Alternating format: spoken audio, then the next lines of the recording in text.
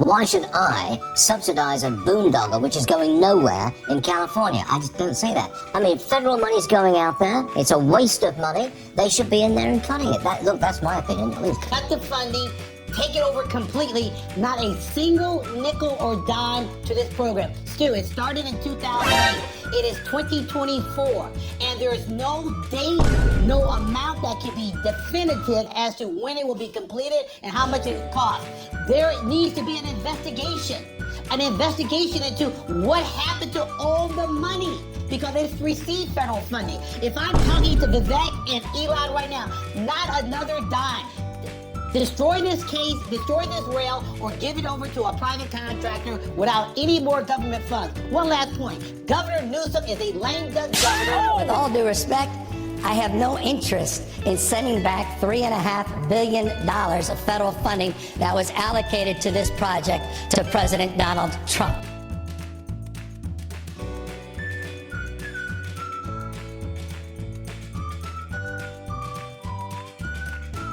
As always, thanks to my patrons. Your donations make this content possible.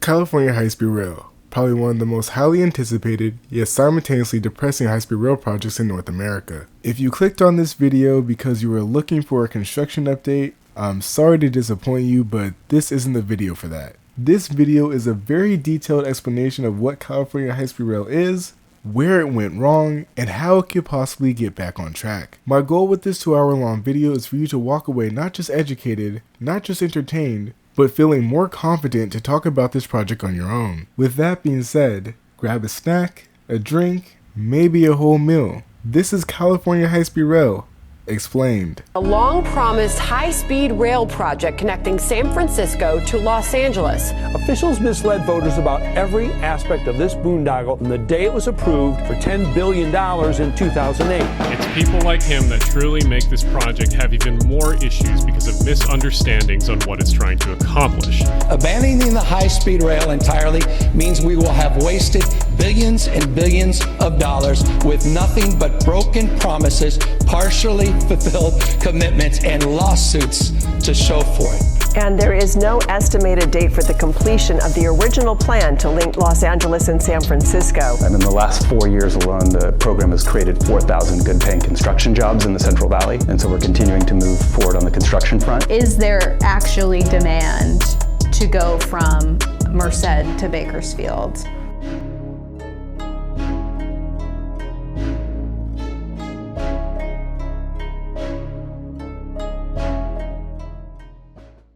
In order to understand this project, we're going to have to start from the very beginning. In 1996, Governor Pete Wilson founded the California High-Speed Rail Authority. The California High-Speed Rail Authority was established to begin preparation for a ballot measure in 1998. In order for us to understand why the California High-Speed Rail Authority was created, all it takes for us is to look at a certain act created in 1991. On December 18th, 5 high-speed rail corridors were authorized under the Intermodal Surface Transportation Efficiency Act of 1991, with former Secretary of Transportation Andrew H. Carr Jr. announcing these 5 corridors: the Midwest High-Speed Rail Corridor linking Chicago, Illinois, Milwaukee, Wisconsin, St. Louis, Missouri, and Cleveland, Ohio; the Southeast High-Speed Rail Corridor connecting Charlotte, North Carolina, with Richmond, Virginia, and Washington, D.C., the Pacific Northwest High-Speed Rail Corridor linking Eugene and Portland, Oregon, with Seattle, Washington, and Vancouver, British Columbia, the only corridor out of the 5 to be international. The 4th corridor is one we've already covered on this channel. That would be the Florida High-Speed Rail Corridor linking Miami with Orlando and Tampa.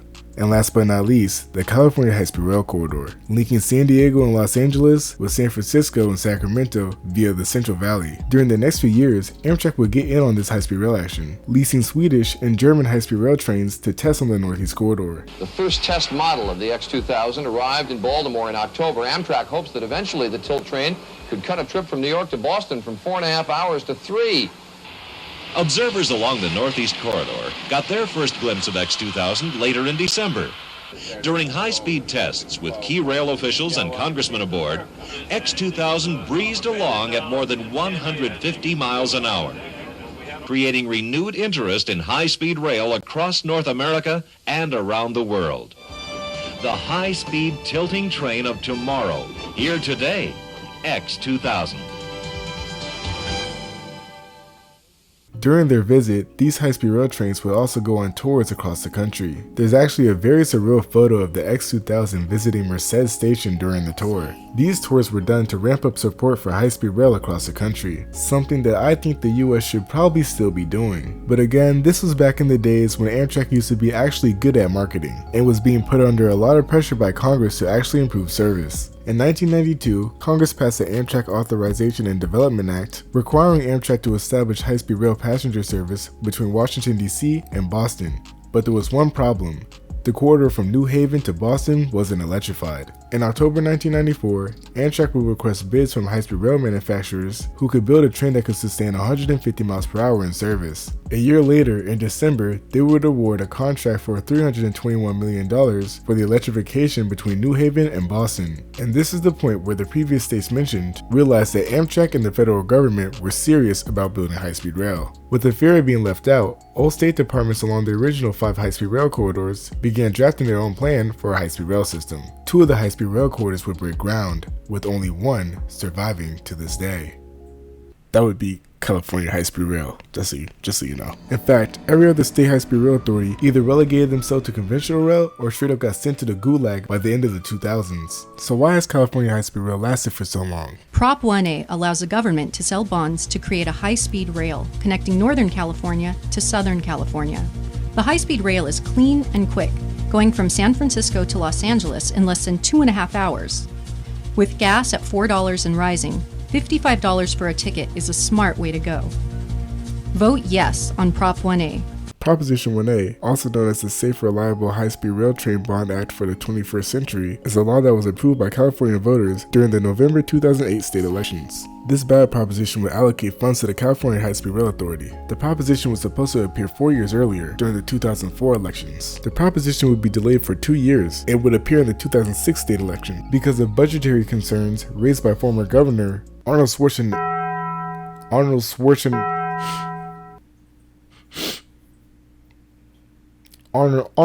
demonetized. I've heard your voices loud and clear.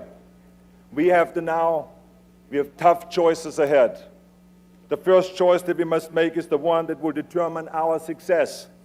Shall we rebuild our state together? Or shall we fight amongst ourselves, create even deeper division, and fail the people of California? Well, let me tell you something. The answer is clear. For the people to win, politics as usual must lose.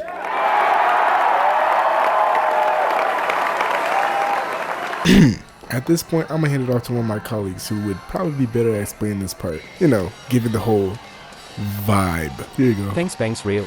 Yeah, no problem. I look up to Arnold Schwarzenegger. He's my idol. Just like in the Terminator franchise, former Governor Schwarzenegger couldn't help but be one of the main protagonists for our story.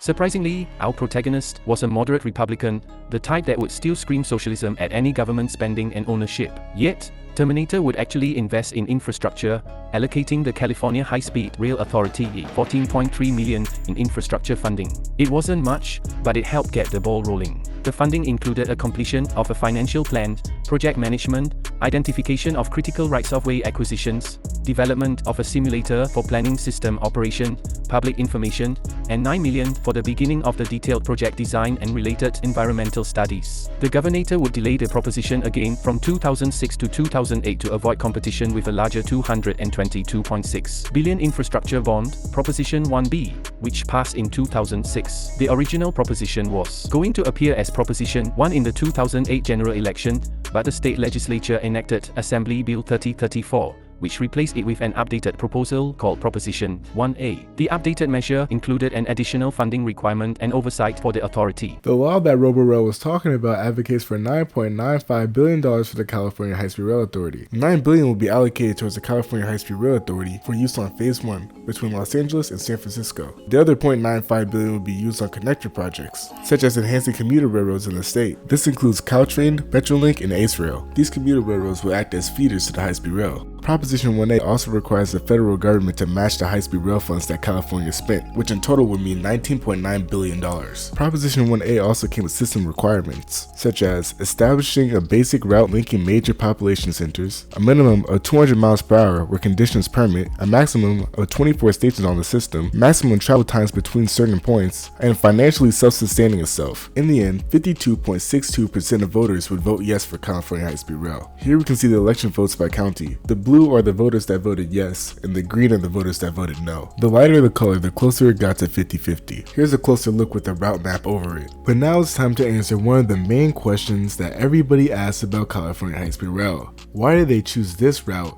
and not the I-5 corridor? The I-5 corridor has a lot of things going for it.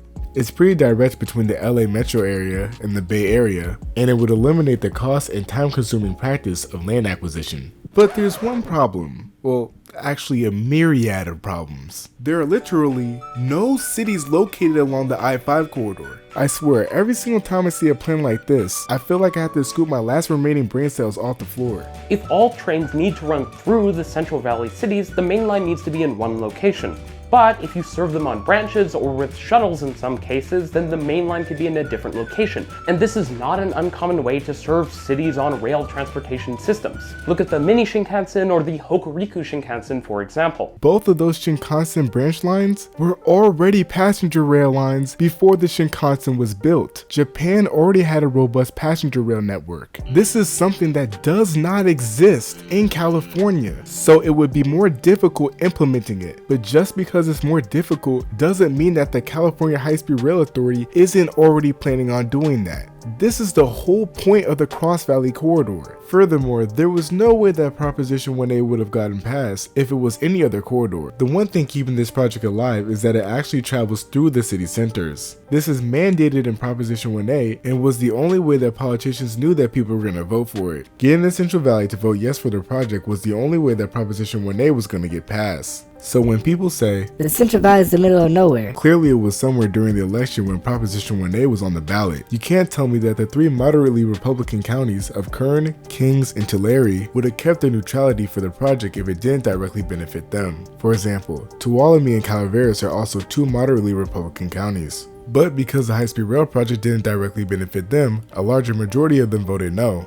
Even though 2 counties away in Madera, another moderately Republican county, that was actually getting high-speed rail, stayed neutral. The pattern is blatantly obvious. If you want people to vote yes for your state projects, then you have to know your state demographics. And it's clear that the California High-Speed Rail Authority did their homework. And with that, we're on to the alignment section of this video. We'll be starting in Phase 2 territory, all the way down in San Diego, and working our way all the way up to Phase 2 territory in Sacramento. Proposition 1, a $10 billion bond proposal, is on the November ballot. If passed, it would build an 800-mile high-speed train system in California. The goal of this bill is to establish additional cost efficiencies so that we're sure that 90% of the money actually goes toward constructing the high-speed train itself. The voters of California have now voted to go ahead with a serious, truly high-speed system. The state is using its eminent domain authority to forcibly purchase thousands of acres of prime farmland. We understand what the politicians say. The reality is, can anybody tell us what we're sacrificing this step for?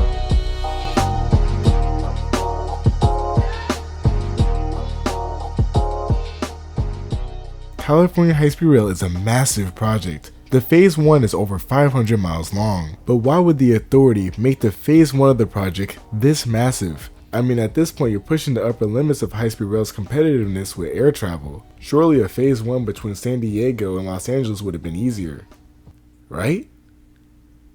Wrong.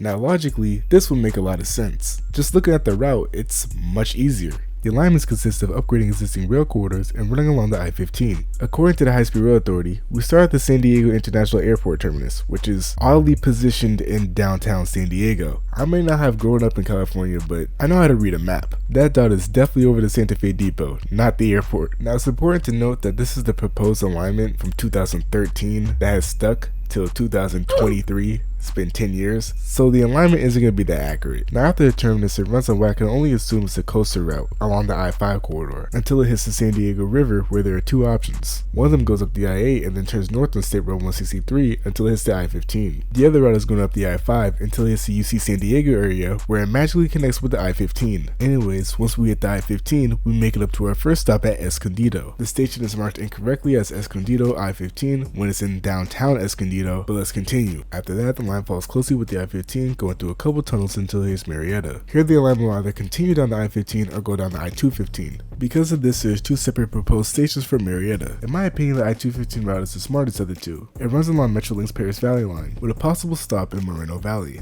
After that, the alignment immediately starts getting weird. The alignment breaks off the Paris Valley line and begins to do its best impression of square breakdancing. The authority quite literally said like this.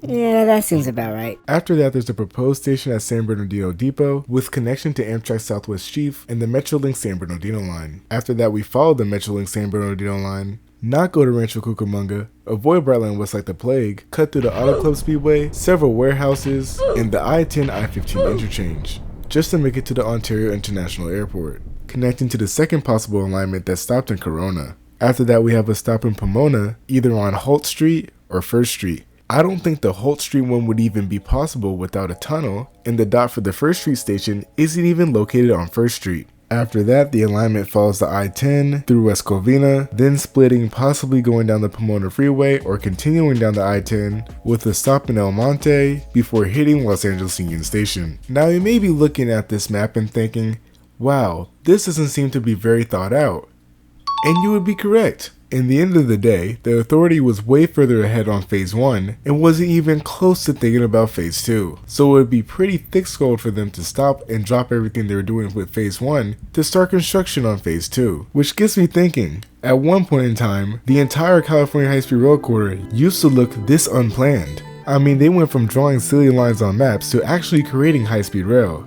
I guess what I'm saying is, good job. Also, this part of the alignment might be scrapped in the future, as it would be pretty smart for California high-speed rail to meet BrightlineWest at Rancho Cucamonga. Not only does sharing facilities make it easier for transfers and lowering costs, but now Metrolink, BrightlineWest, and California high-speed rail can share the financial risk for improved service into Los Angeles Union Station. On top of that, they can stop fighting over the limited federal funding for rail infrastructure projects, basically joining the same team instead of beating each other down. And with the current administration, this is more important than ever. Now imagine the authority actually made a thick-brained decision to drop everything they were doing and build this section. Not only would they be dealing with NIMBYs with higher incomes, but more NIMBYs altogether. Higher density may help a rail project once it's built, but has a tendency to be detrimental to rail projects while they're built. I'm from New York City, so I should know. Starting in a wealthier, high-density area that wasn't fond on the idea of the project being constructed in the first place, as shown by this map, would have been the quickest way to get California high-speed rail cancelled. That is saying, if it even would have gotten passed. Let's say in an alternate reality, Proposition 1A is a ballot measure to fund the first phase of California high-speed rail between San Diego and Los Angeles. Knowing that the northern half of California and the southern half of California often fight over state funding, I don't think it would be beneficial for California high-speed rail to tell Californian voters that they were going to spend all the state's funding on one half. All I'm saying is, good luck getting that ballot passed. And this isn't something that's just limited to California. Let's not forget that the Florida High-Speed Rail Authority failed because of this exact reason. A project that was way more sound and reasonable on paper than the California High-Speed Rail project got canceled because people got butthurt that they were paying money for it and it wasn't going through their region. The bottom line is, people or representatives will always think about what's beneficial to their community. It doesn't mean that they're openly hostile towards rail projects. Except for this guy, he indeed was openly hostile towards rail projects. Well, mostly because he was invested in the competitor. But for the most part, if they are openly hostile towards the rail project, it just means that if they're gonna pay for it, they want to experience it too, which you could argue is logical in its own right. I mean, I wouldn't. Any project that increases economic mobility and GDP is a project worth my money, as long as there aren't any environmental or societal burdens that come attached. But typically our fellow car-brained Americans don't think that far.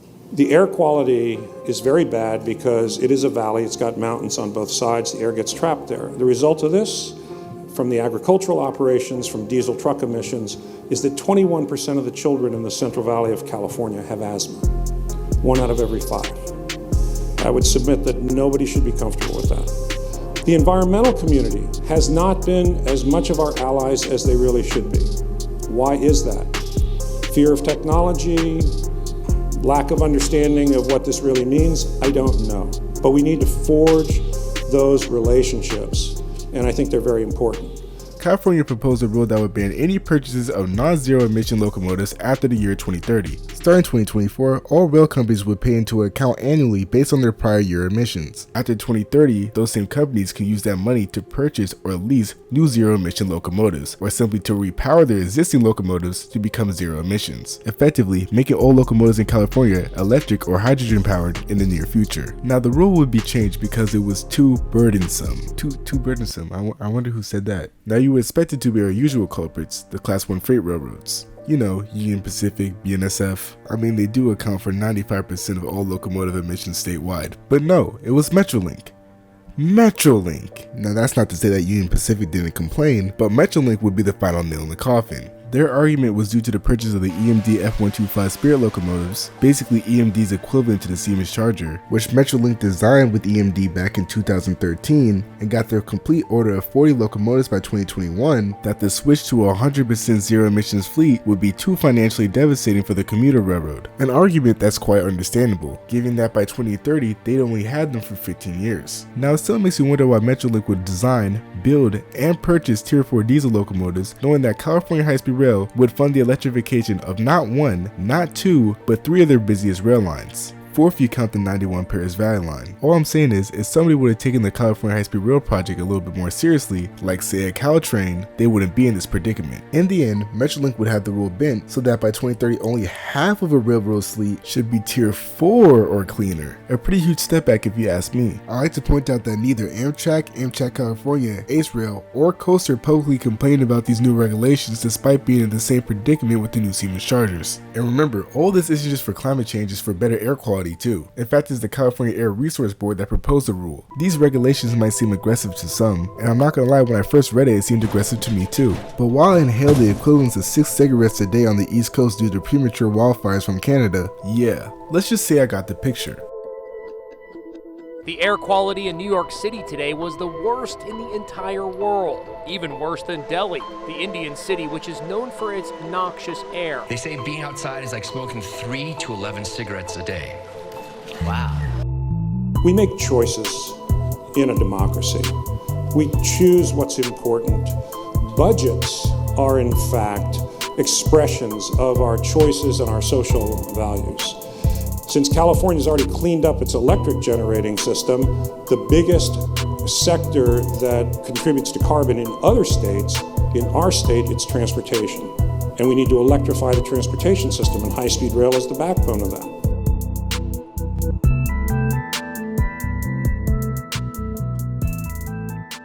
Let's get this out the way. Southern California, specifically the LA region, is not a healthy climate for high-speed rail. But before we get into why, let's go over some project details. Let's start with the Anaheim to LA Union Station section. A somewhat common misconception is that this section is a part of Phase 2. It's not. Phase 2 is actually over here. Instead, as some of you may know, this is a section of the Lausanne Corridor. This section is around 30 miles long and runs completely on Metrolink's Orange County line, which is used by Metrolink, Amtrak, Union Pacific, and BNSF. Naturally, this corridor can get pretty busy. Because of this, a lot of infrastructure on the line will be upgraded, including station replacements, grade separations, electrification, and an increased top speed of 110 miles per hour. The California High-Speed Rail Authority also expressed the needs to separate passenger trains and freight trains as much as they can where possible. This means adding additional tracks. Unfortunately, the authority, BNSF, found that the additional tracks wouldn't be enough, that a whole new intermodal facility outside of the project's boundaries would need to be built. See, that's the problem with this project. Some companies, authorities, and counties will openly present themselves as adversaries towards the project and then quietly pocket major infrastructure improvements from the authority that may or may not have anything to do with the project in the first place. While the authority reluctantly promises these improvements as a means to make them happy, the price for the overall high-speed rail project balloons.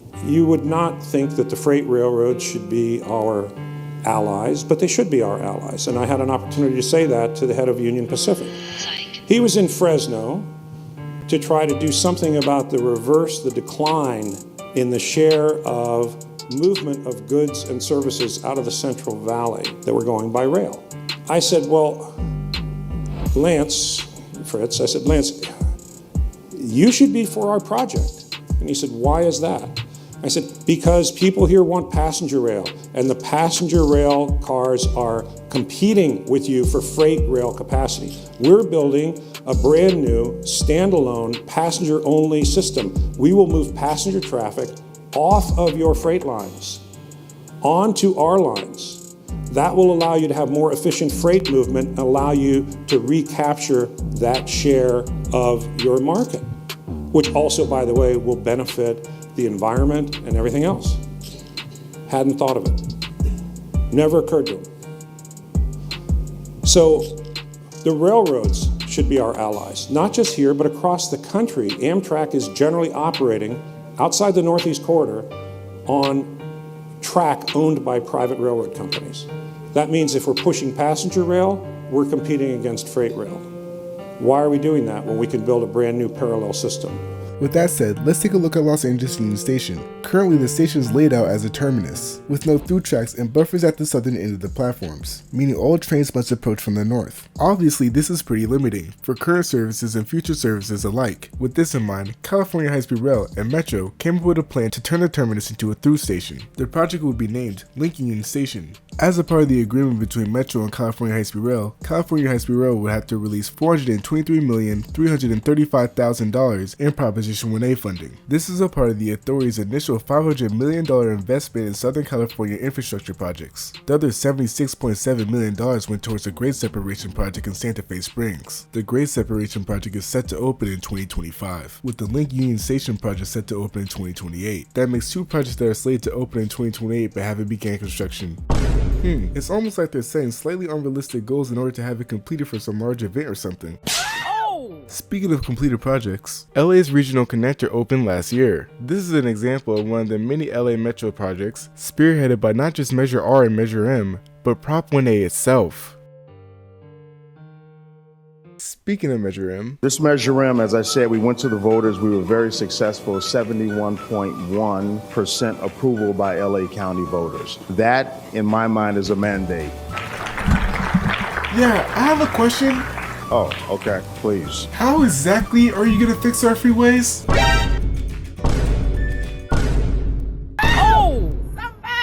Yes, the one more lane bro technique. In this case, it's actually two more lanes bro. Let's take a look at the LA to Burbank section. There's nothing really extraordinary to report here. The section will be electrified and upgraded to 110 miles per hour. There's already a pretty decent amount of grade separation on the section too. The most interesting part of this section is Burbank Station, which will be one of only two stations that are underground, with the Salesforce Transit Center and downtown San Francisco being the other. It will be located directly underneath Burbank's replacement airline terminals, providing the first air to high-speed rail connection in the United States. Not my words, the authorities. It's almost like they agree with the video that I made on Anyways, Metrolink will not share the underground station. Here's a quick list of reasons I can think off the top of my head. Metrolink's refusal to offer high-level boarding. Metrolink's refusal to electrify their lines. Metrolink's refusal to spend money on anything that's not already designated a Metrolink project. And lastly, Metrolink went ahead and built their own stations anyways, seemingly without any type of correspondence with the California High-Speed Rail Authority. You see, Metrolink suffers from what I call Metro syndrome, a condition where commuter railroads with extreme potential are criminally underfunded to the point where they don't set long-term improvement plans for themselves and continue to make short-sighted mistakes. Symptoms of Metro syndrome include, but are not limited to, shared track with freight, often to the point where the freight railroad owns most of the right-of-way, having the majority of the right-of-way be single-tracked, one-directional peak service, which I know is a bad habit that Metrolink is fighting to get out of right now, and no dedicated funding for system expansions and improvements. The latter could serve as a reason for why Metrolink has been so hesitant to work with the California High-Speed Rail Authority. And yes, Metrolink has been expanding, but these expansions only serve to maintain ridership numbers. We can also see this happening with the LA Metro, whose expansions of their LRT and BRT systems have picked up in recent decades. However, despite their massive expansions, the system overall continues to lose ridership, which is uncommon around most of the world as system expansions open up their service to new potential riders. The only way that you can explain depleting ridership is that if A, rapid expansions to the Transportation Authority have led to minimal or zero improvements for service frequency on existing routes due to the services being spread too thin, or B, self-sabotage. Both the LA Metro and Metrolink engage in the latter in some shape or form. Marketing out public transportation as a means to free up highways and roads essentially tells everybody that by building out more transit, you're going to make it easier for them to drive. This is most likely a latent function and not intended by either authority. But what is intended is the LA Metro's continuous investment in highway widening projects, or the Burbank-Glendale-Pasadena Airport Authority's lawsuit against the California High-Speed Rail Authority to occupy the land for the station underneath the airport, which delayed the environmental clearance for this section by a year. All of these are indicators of an extremely car-centric local government. High-speed rail cannot and will not survive in these counties if the local governments don't change their mindsets. What I'm saying is, high-speed rail is a tool, and just like all tools, the people need to know how to use it. It's up to local transportation authorities to demonstrate this. If local transportation authorities are confused about how to use their own tools, then high-speed rail would be just as useful in the Central Valley as it would be here. I will say that when the federal government gave us money in 2008 and 9, one of the questions was, where should we start? And California submitted 4 different applications to start in different parts of the state. But the federal government was clear. They wanted us to start in the most disadvantaged community, and that is why we started in the Central Valley. The section from Burbank to Palmdale can best be described by one word: tunnel. Due to the fact that California High-Speed Rail will be sharing chassis with Caltrain and Metrolink and other parts of Phase 1, these tunnels will have to be some of the fastest tunnels in the world. This is the only way that California High-Speed Rail can stay within the time specs given by Proposition 1A. That's not to say that it is impossible. There are plenty of high-speed rail tunnels around the world that can carry trains at extremely fast speeds, but typically these tunnels are built after years of experience of building high-speed rail. The California High-Speed Rail Authority has no experience building tunnels, so this section can prove a little bit more challenging to them, but I have no doubt in my mind that they'll gain some experience after building the tunnels out to the Bay Area. Another worry that was brought up in my comment section was about earthquakes. The comment said that building a tunnel across a fault line is extremely dangerous and differs from the Shinkansen tunnels in Japan because the plates move vertically rather than horizontally. At first I was like, yeah, now that makes sense. Then I thought about basic physics, and no, that doesn't make any sense at all. No matter what direction, tunnels will always be put under extreme stress during an earthquake. But the fact is, the best place to be during an earthquake is underground, because the tunnels are moving with the ground. Inertia is the reason why your Amazon package is packed with papers. The increased surfaces stop your items inside from breaking. Food for thought, skyscrapers go through more stress than underground structures during an earthquake, but we still have them because we have ways to prevent them from collapsing. The most dangerous thing to happen for underground structures during an earthquake is liquefaction. This happens when damp, sandy soil loses its load-bearing strength because of the vibration, basically creating quicksand. Tunnels in liquefaction-prone areas during an earthquake will permanently shift. In 1995, the Hanshin earthquake caused liquefaction in multiple areas, which damaged underground structures including a subway station in Kobe, Japan. However, the station was built with cut and cover and wasn't bored with a TBM. I don't think I have to explain why round edges have more structural integrity than sharp ones. Well, the comments said that earthquakes in Japan are completely different, so we can't possibly compare. A year earlier in 1994, the Northridge earthquake gave Los Angeles' subway system its first major test. Yeah, that's right, there are plenty of liquefaction areas within LA itself. This earthquake was actually large enough to cause surface ruptures. The LA Metro Rail started in 1990, which means that the service was only 3 years old at the time. Tragically, the earthquake was devastating. Trains, unable to stop, flew out the tunnels and landed in the deep abyss. The tunnels actually sustained no damage, and there are 5 reasons for this. The first one being the most obvious reason because, no. The second one being because of a technique called ground improvement. This is where grout or other materials gets mixed into the ground soil in order to strengthen it and make it less prone to displacement during a major earthquake. The third reason is because metro tunnels in LA are lined with 12-inch thick concrete walls capable of bearing additional stress caused by ground movement during an earthquake. The fourth reason is because these tunnels are also lined with airtight materials to guard against water and gas leaks. The fifth one being that metro tunnels are built extra wide with flexible steel lining to compensate for the ground movement. This means that if the tunnels become slightly curved in the event of a major earthquake, the tracks inside the tunnel have room to be shifted in order to smoothen the curve radius, which means you don't have to destroy that entire section of tunnel. But what if the trains are moving while they're— No, we have systems around the world that can stop trains when an earthquake is detected. In other words, nobody's gonna be insane enough to drive a train through an earthquake like this guy. Some people say high-speed rail causes sprawl. The fact is, $8 million has been awarded to key cities to promote meaningful connections and economic opportunities between city station area districts. This means more jobs, more opportunities, and more affordable housing. Get the facts about California high-speed rail. Visit buildhsr.com. You could also subscribe to my YouTube. Alright, never mind. Alright. There are 3 important factors leading to the success of high-speed rail once it's built. A good regional transportation network, walkability, and efficient land use, giving people destinations to go to once they get off the train. However, efficient land use is hard to come by in Southern California. Oh man, no man. What the hell?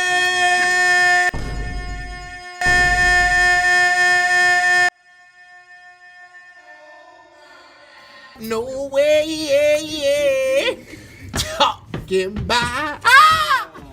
No, man, hold on, brother. Welcome to Palmdale. Despite what it looks like, Palmdale is actually growing. In the past 2 years alone, the population of Palmdale has grown by 15,000. This is due to the abundance of affordable housing in the city, and also due to its proximity to other larger metro areas. Fun fact, residents in Palmdale have one of the longest average commutes in the US, at around 42 minutes. The city of Palmdale is 55% Hispanic, 20% white, and 12% black. The per capita income in Palmdale is around $25,000. Around 13% of families live in poverty in Palmdale. This mostly has to do with the lack of job stability in the city. The largest industry in Palmdale is the aviation industry, which tends to have its ups and downs. However, the city is looking to diversify its industries by revising their zoning. This way they're less susceptible to downturns in the aviation market. The California High-Speed Rail Authority is also working with them on these revisions. Fortunately, there are spots where land hasn't really been developed. For example, this area will be zoned as commercial. Unfortunately, the area behind it will also be zoned for commercial. This presents a problem: the use of California high-speed rail as a weapon. Now, we already established that Palmdale houses a lot of low-income families, which is also the case for some cities in the Central Valley. As much as it pains me to say this as a public transportation advocate, some local governments use public transportation as a weapon. Essentially, when a lot of money and development gets pushed into a low-income community, property taxes and rent increase dramatically.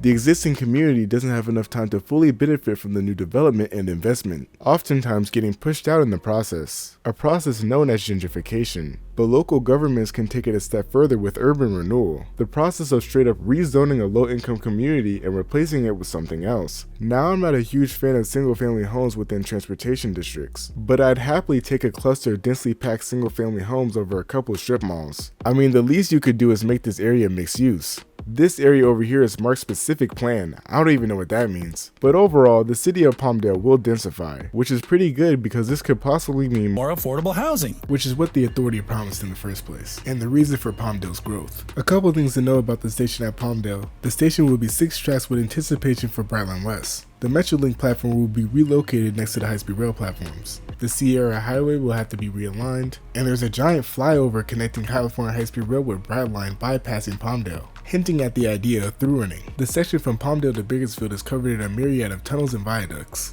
Again, the authority hints at through running possibilities with the High Desert Corridor. For those of you who don't know what the High Desert Corridor is, it's a connection between California high-speed rail and BrightlineWest, bypassing the Inland Empire. This would mean 1C rides between Las Vegas and San Francisco, something that's not just mentioned on this official California high-speed rail map, but also mentioned in official California high-speed rail documents. What's also mentioned in California high-speed rail documents is the potential for a future Palmdale light rail system, though it seems that this hasn't been confirmed by the city itself. Moving on, welcome to the Central Valley. Here's where the bulk of the high-speed rail magic is happening. Here we'll see trenches, viaducts, pergolas. This is awful. Nobody lives here. What a complete waste of taxpayer money. The authority should have just used the I-5 corridor. I'm sorry, who are you? My name is Bob. I'm an NPC. Oh my god, he's an NPC.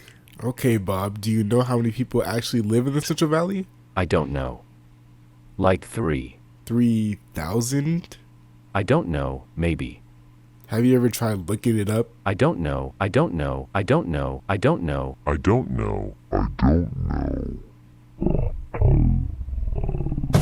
Oh, he broke. Good.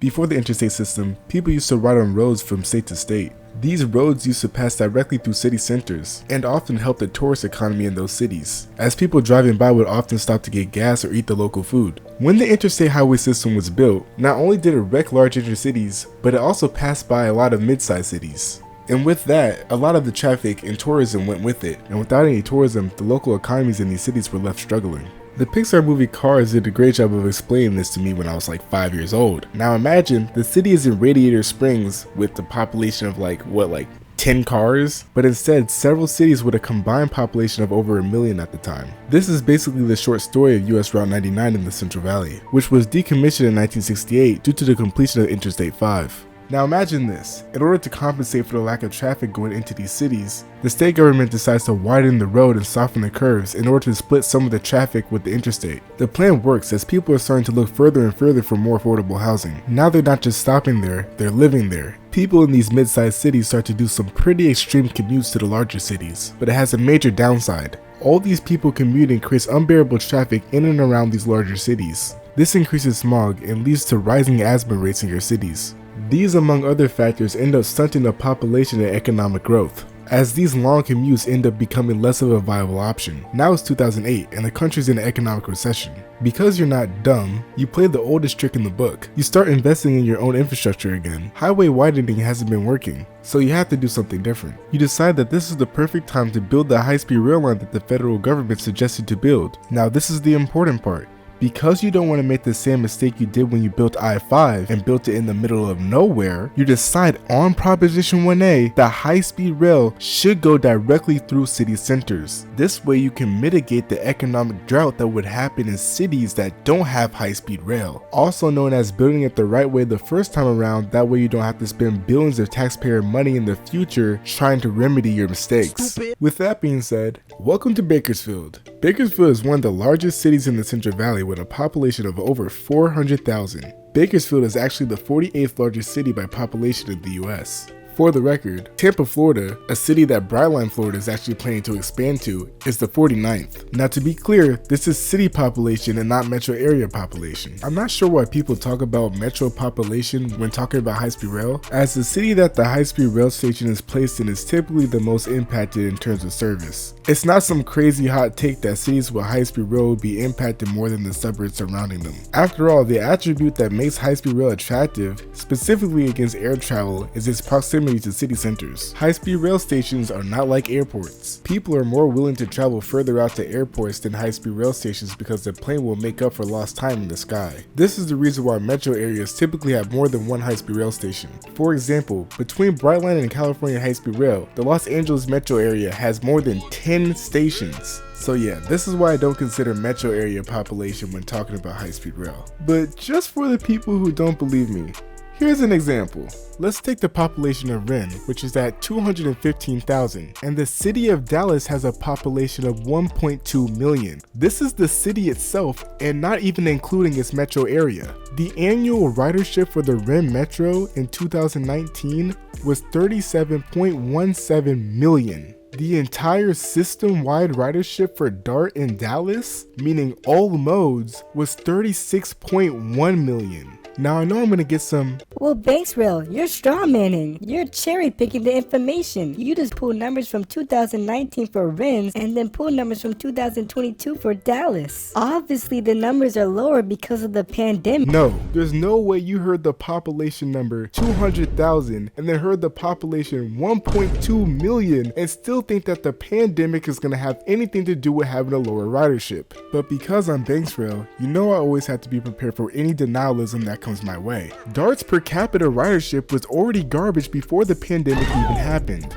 DART's light rail ridership, which consists of 4 lines, was only pulling around 30 million. In 2019, RIN only had 1 metro line open, and the fact that RIN's 1 metro line was pulling more ridership than all 4 Dallas light rail lines combined is really saying something. Metro area means nothing. If your public transportation system is garbage, then it's going to negatively affect your high-speed rail system.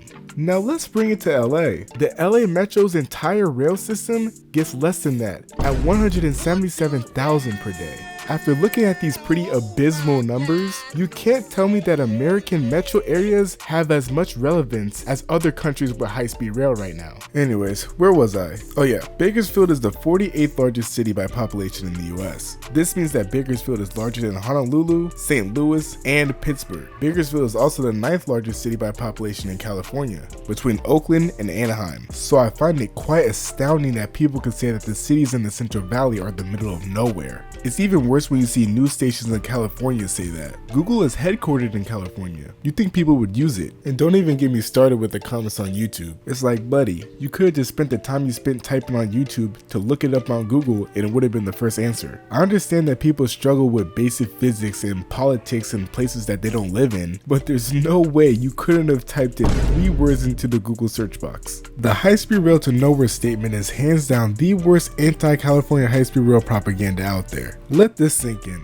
Providence, Rhode Island has half the population at 190,000, yet they still have a high-speed rail station. I swear the West Coast and the East Coast are like 2 separate countries. The car centrism on the West Coast has gotten so bad that some people can't fathom having a high-speed rail station in a city under 1 million population. But hey, if there weren't people spreading misinformation, then I would have never created the Truth About series, would I? So there's a positive outcome in there somewhere. Unlike most California high-speed rail stations for this project, the new station for Bakersfield won't be located near the existing Amtrak or commuter rail station. It's actually over here, just north of downtown Bakersfield. As you can see, the station consists of 2 side platforms with 2 bypassing tracks going through the center. The station will also be completely elevated. Just like most things the authority doesn't have funding for, the design keeps changing. Here's the most recent rendering of the station.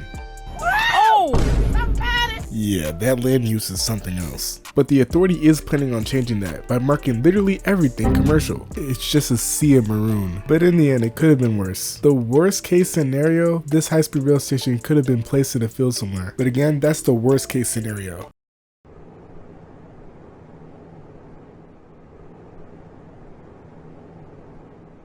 And I think we do have his description. Can we take that? Let's take his description.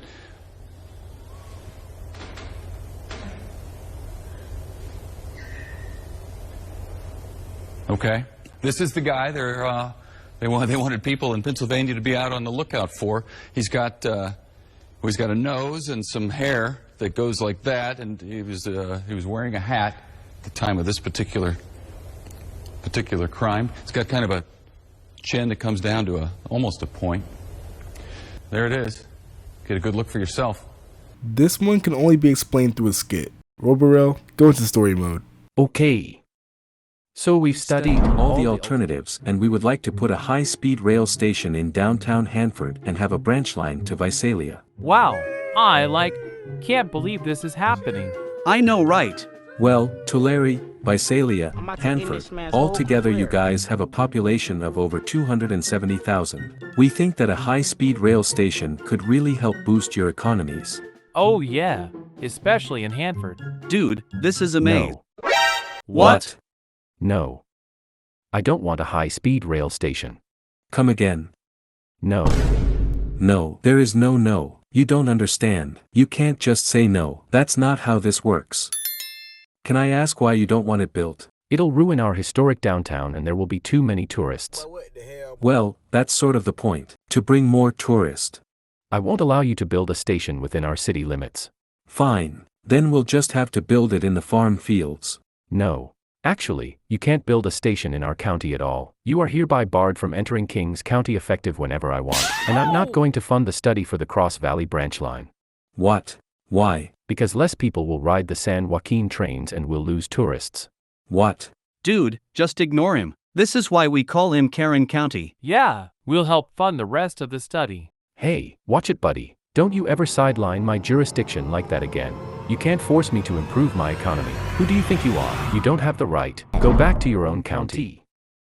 Sorry, I got a little carried away at the end. Yeah, so there goes your reasoning behind that decision. This is also the reason why the rail line wiggles the way it does around Hanford. Anyways, a couple cool things to note about this rendering. The station has a similar layout to the one in Bakersfield. Elevated, 2 side platforms, 2 bypassing tracks down the center. This is going to be the typical layout for stations in the Central Valley. The station has around 1,600 parking spots, and I actually like the platform canopies rather than the full canopies we saw in Bakersfield. On the top right, you can see the Cross Valley Corridor. It runs along existing right-of-way and is projected to open sometime in the 2030s. Unlike the Amtrak train shown here, the service will most likely be operated by a light DMU. The total cost of the Cross Valley Corridor is projected at $489 million, which is comparatively lower than most US rail projects. So why wait till the 2030s? I don't know. The Cross Valley Corridor is going to be really useful regardless if the high-speed rail is in place or not. It's not like there isn't any other rail connection. The San Joaquin service still exists. The last thing I want to mention is, why are there people just hovering in the sky?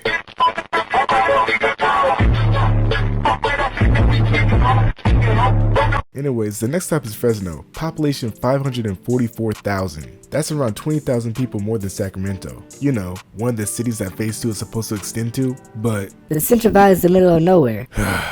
Anyways, the orange highlighted section shows what the authority is currently building. You might notice it doesn't extend all the way to Merced or Bakersfield. Yeah, this is because the authority literally doesn't have enough money to finish. This also means that the authority will most likely finish the middle section a couple years before the ends. In that case, I suggest that the authority should lay tracks, test the rolling stock and the infrastructure on the completed segment while simultaneously building out the rest of the Central Valley segment. This would knock out so many birds with one stone. This means that any infrastructure or rolling stock issues can be addressed well before the actual line opens. This will also bring a great deal of needed publicity for this high-speed rail project and other high-speed rail projects alike, which means the possibility of more funding. I don't know, just a thought. During this budget crisis and economic hard times, some may worry that California can't afford this right now. But Galgiani reminds us that we can't afford not to build the high-speed rail system. I would point out for those that are concerned about the cost to the state that this also creates 300,000 additional job years over time, and when we have an economic downturn, what we need the most is to stimulate the economy by providing jobs that can jumpstart the economy.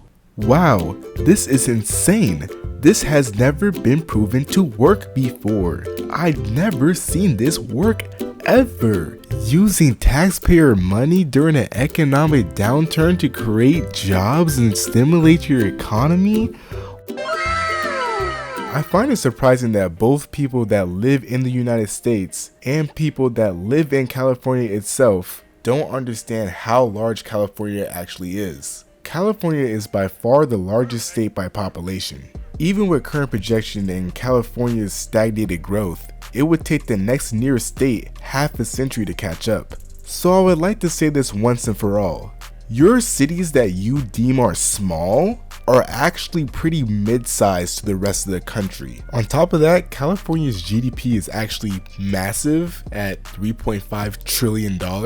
And if California was a country, it would have the 5th largest economy in the world. So yeah, it's like Shaquille O'Neal playing basketball against a bunch of middle schoolers and then complaining about not being tall enough. Like, if you don't relax, I get that everybody likes complaining about their own state, but how about complaining about something that's actually logical? I don't know, maybe I'm weird like that. Now hold on, stay with me. Think about this. If California's economy and the UK's economy had to get into a fight and box it out, California might actually win. Let's look at the United Kingdom's rail system. Oh, okay. Let's look at California. Now, I'm not gonna lie, if California were to actually massively invest in its rail infrastructure, the state would be unstoppable. It would be like the Northeast on steroids, and there's no denying it. Anyways, here's Fresno Station. This is probably one of the better looking stations in my opinion. As you can see, it's actually at grade, which makes it blend in a lot better with the rest of the neighborhood. After all, this is directly in downtown Fresno. With Fresno being the largest city in the Central Valley, and this station's perfect location, it's pretty obvious that this station is going to have the highest ridership. And I have no doubt in my mind that this will revitalize downtown Fresno. The next stop is Madera, and we have to talk about Madera real quick. The design for Madera is interesting. The current Madera station for Amtrak's San Joaquin service is in Madera Acres. This is pretty far away from the city of Madera itself, but the location of the new station isn't any better. Just like the Tulare station, the new Madera station is surrounded by nothing but fields, which is pretty unfortunate. And it's quite obvious from its position that this is definitely a political move, as you can draw a lot of parallels to the Tulare station we covered earlier. Unfortunately, Madera County only has a population of 68,000, and just to clarify, not the city, the county. Now, I think we can all agree that a 220-mile-per-hour high-speed rail service having a station in a county with only 68,000 people truly deserves to be classified as the middle of nowhere. A real head-scratcher when you don't really look into it, especially considering that it's so far away from the actual city center. But again, this can only be explained by politics. You see, the Madera station is positioned in a place where the high-speed rail alignment intersects with the San Joaquin rail alignment. The current Amtrak San Joaquin service station will be moving to the new high-speed rail station location, with the San Joaquin Joint Powers Board, the operator of the San Joaquin service, abandoning the current station at Madera Acres. Now this is the important part. The San Joaquin Joint Powers Board will be operating the California High-Speed Rail initial operating segment between Bakersfield and Merced, completely replacing the current Amtrak service between the two cities. This means that riders will transfer from the 220 mph high-speed rail service to the slower 79 mph service at Merced. The reason for the San Joaquin Joint Powers Authority moving the Madera station to the area along the California high-speed rail alignment is to ease this transition. The Madera station will be built in phases. Phase 1 includes moving the current San Joaquin service to the new location. Phase 2 includes building a siding and a single side platform for the new high-speed rail service along the high-speed rail alignment. At this point, the high-speed rail service would fully take over the San Joaquin service between Bakersfield and Merced. The platforms for the existing San Joaquin service on that property will be demolished, since there's no need for them anymore. Lastly, Phase 3 of the Madera station is essentially a full build-out. This phase will only come into play once the full high-speed rail service between San Francisco and Los Angeles is up and running, which means that this will be the only California high-speed rail station to have a single side platform along the iOS segment. And I'm going to go ahead and say it. This station will have the lowest ridership on the entire network. Not only is this station located in an area with a lower population than even the Tulare station, but it also doesn't have any meaningful connections to it. This seems to be a case of there being too much population to ignore politically. 68,000 people doesn't sound like a lot, but it is a lot when you're trying to get a bill passed. Telling people that you're going to take away their current Amtrak service and replace it with nothing is not the best move politically. So even though it looks kind of silly, I understand. The next Central Valley city is Merced. Merced is built north of the Y that connects Los Angeles with San Francisco, which means that Merced is technically the first stop on the high-speed rail branch up to Sacramento. And there are many reasons for this. Merced is what I'd call a growing town, so having this high-speed rail station is going to be a game changer. One of the main purposes of this station is to connect with ACE-Rail, and with the San Joaquin service also stopping here, it's going to be a major transfer point. The platforms for California high-speed rail and the San Joaquin service will be on the elevated structure. ACE-Rail will be located on the ground floor. Now you may notice something interesting about this rendering. The California high-speed rail trains will be using high-level boarding, because all high-speed rail in America, which is FRA certified, has to use high-level boarding for crashworthiness or whatever. Just like other North American trains outside of the Northeast and Denver, for some reason. Shout out to Denver, good job. The San Joaquin train they show here, which is an older model, which uses bi-levels, can only operate with low-level boarding. Now here's the problem. The San Joaquin Joint Powers Authority has been receiving new Siemens Venture cars specifically for the San Joaquin service. From Merced to Oakland, Merced to Sacramento will be using Stadlers. As some of you might know, Siemens Ventures are high-level cars, which means they need trap doors in order to board on low-level platforms. This is really bad for accessibility because the trains need external lifts in order to board people with mobility issues. With this brand new station and the fact that it will be 2030 once it's completed, and bi-levels on the San Joaquin service most likely won't be a thing anymore, considering that the San Joaquin Joint Powers Authority ordered new hydrogen-powered Stadler train sets, which will be operating on the Union Pacific right away on the lower platform all the way up to Sacramento. The San Joaquin California High-Speed Rail cross-platform transfer should be 100% high-level boarding, which so far I've only seen one rendering show. Regardless of platform level, this gives passengers on the California High-Speed Rail initial operating segment access to San Jose, Oakland, and Sacramento. I mean, ACE-Rail and the San Joaquin service aren't high-speed rail, but it's something at least. North of the Merced station, the San Joaquin service stays elevated until Bear Creek Drive. After that, it descends with a connection to the ACE-Rail Merced layover and maintenance facility. The alignment will continue along Highway 59 until it reaches the current BNSF alignment that the San Joaquin service currently utilizes. Alright, but that's enough for Merced. From Merced, we go back down south to the Central Valley Y. After the Central Valley segment is completed, the authority will be working on the Silicon Valley segment next. I'm not gonna lie, this segment gives me nightmares. This segment is probably the most geographically and environmentally challenging segment. In one part, the trains will be riding on top of a viaduct in a tunnel. I can tell that at this point the authority was doing anything to make the environmentalists happy. And not to mention the 13-mile long tunnel that trains will have to travel through. And let's get a 1.6-mile tunnel right after that. This is the Pacheco Pass segment. My largest fear about this section is the anti-high-speed rail propaganda.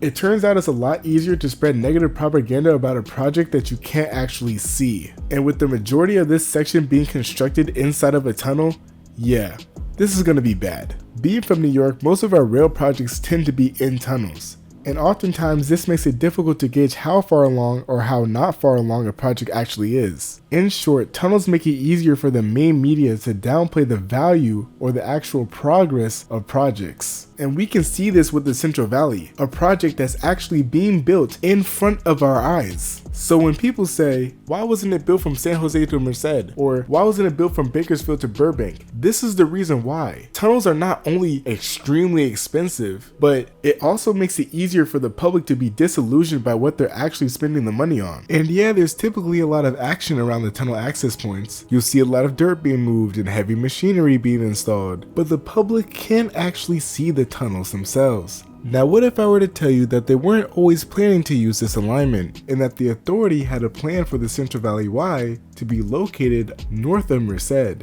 In 2006, the California High-Speed Rail Authority would propose using the Altamont Corridor as one of their alignments. This alignment would have seen California High-Speed Rail go through Tracy and Livermore, and then splitting apart at Fremont. 3 branches would be created. One branch would go to Oakland, another branch would go to San Jose, and the last branch would cut across the Dumbarton Cutoff to reach the peninsula to go to San Francisco. If this alignment were to be chosen by the California High-Speed Rail Authority, it would breathe more life and more funding to the Dumbarton Rail Corridor project, a project to reinstate passenger rail along the abandoned Dumbarton Corridor. But California High-Speed Rail would abandon this proposal, citing that there would be limited connectivity if they used the Altamont Corridor. If you remember, California High-Speed Rail would have to split into 3 branches. There would be no California high-speed rail trains connecting these branches to each other, leaving the rest of the connectivity job on regional rail. On top of that, splitting the California high-speed rail line into branches would mean overall less service to the cities at the end of the branches.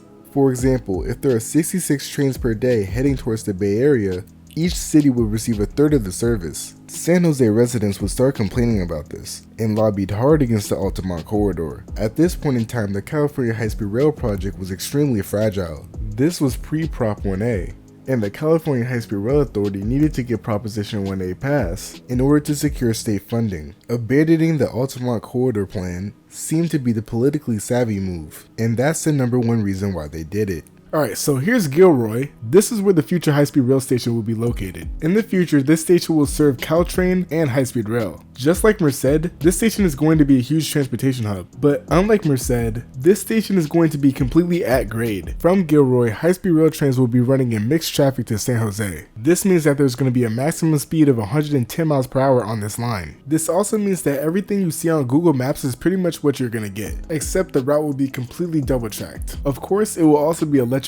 This means that Caltrain can offer EMU service all the way to Gilroy. There are no plans to electrify the Salinas extension, but we don't have to get into that right now. Anyways, welcome to San Jose. This station already services Amtrak's Capital Corridor, Ace Rail, and Caltrain, with the local light rail service, VTA, connecting the station to the rest of San Jose. If you want to learn more about that light rail system, TOD God has a great video on it. On top of VTA, BART plans to service this station in the future as well. Though, I can't believe I'm saying this, but there's a very real possibility that California High-Speed Rail services the station first. And yeah, San Jose is also serviced by Amtrak's Coastal Starlight, but judging by the performance numbers on that long distance service, I don't think we could care less. Anyways, I think we all know by now that a significant portion of Caltrain's electrification was funded by California High-Speed Rail. This is of course in exchange for trackage rights. Under the California High-Speed Rail Authority's page, they typically list this section as being under construction. Now, this is a little bit deceptive because there's still a lot of work that needs to be done in order to get this corridor high-speed rail ready. Caltrain has been putting a lot more work in besides the electrification, such as grade separation projects and track replacements, but there's still a long way to go. All of this section is already double-tracked, but a lot of these stations don't have passing tracks. Only 2 stations on the entire line have passing tracks, and these are only here because of Caltrain's existing schedule patterns. And now we're out here trying to squeeze California high-speed rail in the mix as well? Yeah, it's not too great. It actually reminds me a little bit of the Acela in Massachusetts. Even with the 150 mph top speed, there are some Acela trains that find themselves stuck behind MBTA trains. there's simply not enough passing tracks. This leaves the Acela with extreme schedule padding, just to make sure that the train doesn't get delayed by any commuter rail trains. And with Caltrain making moves to become a legitimate regional rail service, and trying to do more frequent and off-peak services, we are definitely stretching the limits for the capacity of this rail line. According to the California High-Speed Rail Authority, here's a brief look at what the schedule pattern would look like for this corridor.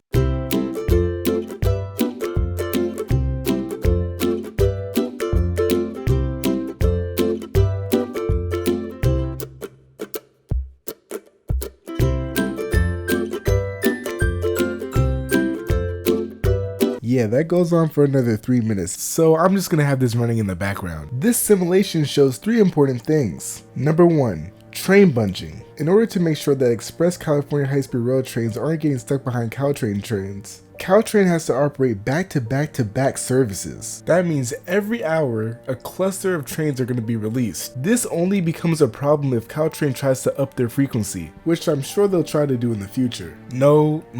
Actually, Caltrain said it was a problem themselves. Over the past decade, that California High-Speed Rail has been studying the Caltrain blended corridor, we've gone from 5 additional passing track sections to none, all cited as dismissed because of community disruptions. Recently, I've just seen the best railroad in North America not only triple track their main line, but also grade separate it too. And yes, there were plenty of lawsuits from the communities that surrounded the tracks, but the project was delivered on time and $100 million under budget. This shows me that it still is possible for US transportation systems to upgrade their transportation networks, if taken seriously, to be on budget and on time. And from what I've seen and read, it seems like Caltrain is taking the passing tracks very seriously, especially because they are aware that it can affect their future planning for CalMod. But it seems like they're not making any moves because they don't have enough funding. The California High-Speed Rail Authority too, obviously, if it hasn't already been memed about for the past decade, doesn't have enough funding either, and is probably extremely tired of lawsuits and making enemies with the communities that they plan to serve in the future. This is possibly why they're not putting on their big boy pants and actually making the passing tracks. Like the problem with all American public transportation, it simply boils down to lack of public funding. In the simulation, we can see the current segments of passing tracks in Brisbane and Sunnyvale being utilized. Again, I expect to see a lot of schedule padding. I wouldn't be surprised to see Caltrain services spending around 10 minutes in the station waiting for a California high-speed rail train to pass. But that's just my experience with the northern section of the Northeast Corridor. I guess what I'm saying is, this service pattern isn't the prettiest. Speaking of train bunching, we also see that the California High-Speed Rail Authority has to bunch up their trains as well. We actually get a unique look into the California High-Speed Rail Authority's own schedule patterns. Throughout the day, there are several California high-speed rail trains that terminate at San Jose. This means that we're going to see around 3 back-to-back California high-speed rail trains come from the Central Valley. 2 of those trains will continue on to San Francisco. One of them is an express train to San Francisco and the other one stops at Millbrae. Just like with Caltrain, the express train is scheduled to leave first to make sure that the express train can actually be an express train and not get stuck behind the local one. The top speed of the Caltrain Corridor is going to be 110 miles per hour. Although service will initially start at 79 miles per hour. I think the next step after getting California High-Speed Rail operating here is to get the track segments up to 125 miles per hour. As I said in my hour-long Brightline video, contrary to popular belief, the FRA can certify grade crossings for 125 miles per hour, but it's very difficult and very rare that the FRA does this. It would be a lot harder to do this north of San Jose, but from Gilroy to San Jose, I can definitely see it being a possibility. Okay, so let's take a look at Millbrae Station. Here we have connection to BART again. This will provide California High-Speed Rail with a connection to San Francisco International Airport. The Millbrae Station will be expanded to be 4 tracks, with 2 side platform tracks for Caltrain and an island platform for California High-Speed Rail. This is because Caltrain and California High-Speed Rail currently use 2 different boarding level heights. Caltrain's new electric EMUs are able to use high-level boarding, but Caltrain has instead uninstalled the high-level boarding option and instead put temporary door plugs where the high-level doors used to be. The Caltrain platform will be 700 feet, while the California High-Speed Rail platform will be 800 feet. The historic depot will have to be shifted back a little bit, and the main concourse will have to be expanded. There will be a light maintenance facility in Brisbane, and it is a little bit of an uncomfortable distance away from the main terminus, but Yeah, they'll figure it out. Fun fact, the light maintenance facility is located on the old abandoned Southern Pacific Rail Yard. It serviced steam trains and was abandoned in 1980. The roundhouse, though decrepit, is still standing. It's crazy to think that half a century later, this rail yard will be brought back to life and servicing trains again. Cool, right? Oh my god! Anyways, welcome to San Francisco. The King Street Station will serve as a temporary terminus for California High-Speed Rail until the downtown connection to the Salesforce Transit Center can be completed. This means that the 4th and King Street Station will have to be modified to add high-level boarding. The 4th and King Street Station reminds me a lot of the Long Island City Station in New York. This station used to be heavily used, but when Penn Station was built, almost all the trains got redirected there. Today, only one of the 3 island platforms are used, and the station mostly serves as a layup yard. This is what I expect to happen to 4th and King Street after the downtown extension is completed. Speaking of the downtown extension, here, Caltrain and California High-Speed Rail trains will descend into the tunnel for the downtown extension. 2 new tracks will split off from the existing 2 tracks and will descend in a U-wall open cut fashion. You may have noticed that there's going to be a tunnel stub box underneath the alignment. This is for a future grade separation planned to grade separate Mission Bay Drive. This just shows you how far in the future they're planning for upgrades to the Caltrain Corridor. A new maintenance away track and a turnback track will be built located right before the descent. This is just extra proof that the current King Street Station will be used more as a layover yard. Allegedly, that's ignorant. During off-peak hours, Caltrain trains will ascend, go into the turnback track, and reverse into 4th and King Street, and wait for the next peak service. For more proof that the 4th and King Street Station will become obsolete after the downtown extension, the downtown extension also includes a station at 4th and Townsend. For those of you who don't know where Townsend Street is, it's literally on the opposite side of the Caltrain station, which means that the 4th and Townsend station will be located directly underneath the 4th and King Street station. This means that regardless of if people are trying to commute to the area or taking Caltrain or California High-Speed Rail to a Giants game, I'm sorry to say to the 4th and King Street station, but you're not that guy, pal. Trust me, you're not that guy. Allegedly! I'm weary of this conversation. Can we please stop talking, please? Ignorant. Also, the Trans-Bay Joint Powers Authority isn't even calling the 4th and King Street Station the 4th and King Street Station anymore. They're calling it the Caltrain Yard. Oh my god! The 4th and Townsend station was studied with 2 different designs. The first design has 2 tracks and a low-level island platform for Caltrain, with 2 high-level side platforms for California High-Speed Rail. And the second plan is the same low-level island platform for Caltrain, but this time with 3 tracks and only 1 high-level side platform for California High-Speed Rail. Now, if you ask me which one I prefer, it would be the first one, and this is the one they ended up going with. But let me ask this question: why can't we use 1 high-level platform for both Caltrain and California High-Speed Rail? Why are we wasting money building separate platforms? Now, I know the reason, and it's kind of dumb, and I'll get into that later, but all I'm saying is I'm pretty sure building a smaller train box would be much less expensive. Or they can simply quad track the station. There are a lot of inexpensive possibilities. Anyways, the trains will continue below Townsend Street in a double track configuration. Then the tracks take a sharp 90-degree turn to run under 2nd Street. This section of the tunnel will have to be mined. The 2 tracks will split into 6 after entering the Salesforce Transit Center.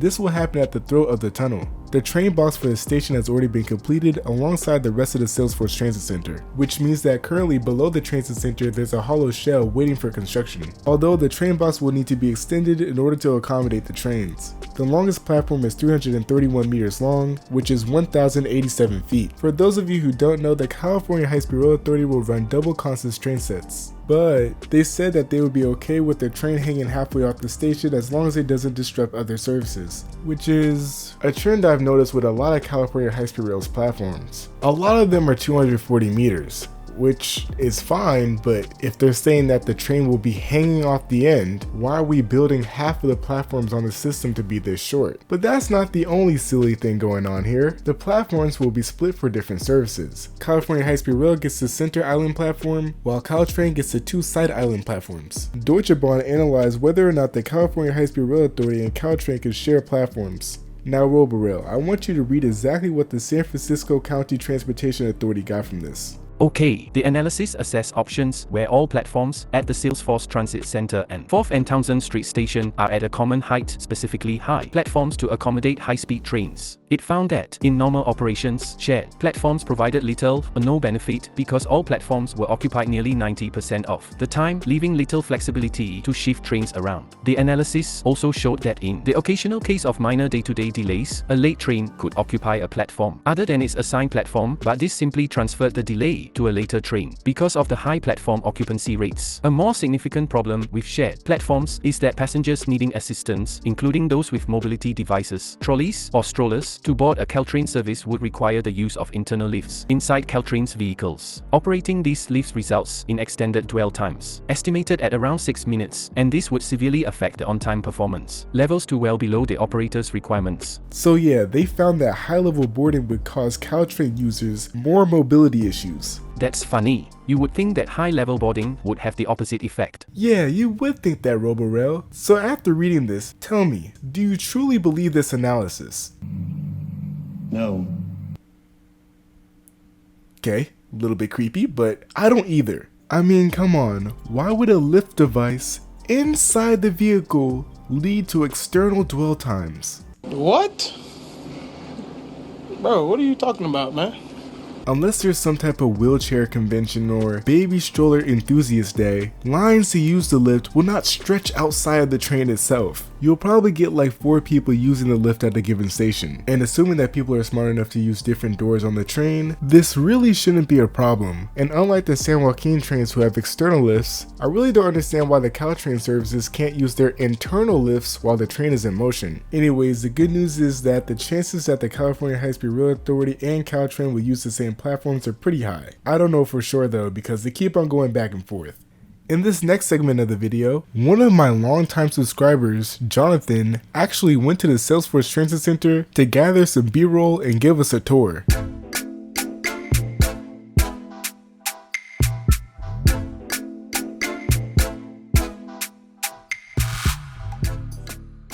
What is up, Banks? This is the Salesforce Transit Center at night. I'm filming this at night because it's much quieter and I can hear myself easily. We're at the south end of the Transit Center right now. This entire strip is a pedestrianized alley. Think of it as a linear plaza. You got bike rentals down there. Right here is the bridge that feeds buses from I-80, from the not the Golden Gate Bridge, the Bay Bridge, from the freeway on the Bay Bridge into the Transit Center. And this is a massive building. I cannot fit the whole thing on camera. It is almost a mile long. And I'll show you more once I get closer. This is the Salesforce Tower, and it is the second tallest building in California. And the only way for me to properly convey the true scale of this building along with the neighboring transit center is to do this vertically. You can see right here, here's the rooftop funicular elevator that goes from the park, the rooftop park, down to the ground level. And it is kind of noisy out here. This is where all local community buses plus the Marin County bound buses, this is where they dock. This is a mixed-use development. You got your buses on the first and second floors, but in between all this area right here, this is all commercial space. There's a fitness center in here. Further down on the other end, there's a dentist office. There's a smoothie bar. I mean, this place is proper mixed use. And when the high-speed rail eventually arrives here, it'll be even more so. I'm gonna speed up past here. You can just cut this however you want. I'd imagine me walking up the escalator is pretty useless for you. Right in front of me is the fitness center behind that glass. Escalators to the second level above, and then public restrooms, which might be the cleanest anywhere on AC Transit or Muni's entire bus network. Right here you have what might be the nicest Greyhound waiting room in all of America. And the buses are all up here. We are on the second floor of the transit station right now. The second floor is arguably the more important floor because this is where all of the East Bay bound buses, plus the Treasure Island bound minibus, this is where they all go. Forgot to mention, Greyhound also is at this level. That right there leads to that bridge that I showed you earlier. And this is just a massive, almost a 1 mile long bus parking area. One cool thing about the transit center here is this LED sign, which I don't know, as an architecture major, this is I find this pretty impressive. So I'm actually making my way towards the escalators that go up to the roof. All right, never mind. The rooftop park is closed because it's night. Well, go figure. Thanks, Jonathan. Just as Jonathan explained, the Salesforce Transit Center's levels go train platforms, train blocks mezzanine, main entrance, bus bays, then park. Fun fact, the park isn't there just to look pretty. With all the soil and trees, the weight of the park is meant to hold down the train blocks during an earthquake. So yeah, basically the park minimalizes displacement. It also has this cool feature that turns on a fountain whenever a bus runs underneath it. Oh yeah, it also has a playground, a cable car, and several connections to office buildings surrounding it. Unfortunately, the only connection we care about, the connection to the BART and Muni Embarcadero station, might be held off initially if the funding isn't secured. Alright, now it's time to talk about the northern section of Phase 2, Merced to Sacramento. We start off at Merced Station. The alignment north of Merced mostly follows the Union Pacific tracks. The section from Merced to Modesto is almost entirely on that alignment. This means that California High-Speed Rail will have a station right in downtown Modesto. Just north of Modesto, it breaks off the UP alignment. It continues this way to avoid Stockton. Stockton Station is located just off of State Road 99. This is one of the rare cases where the high-speed rail station is actually in a worse placement than the existing conventional rail station. The only other station that's like that for California High-Speed Rail is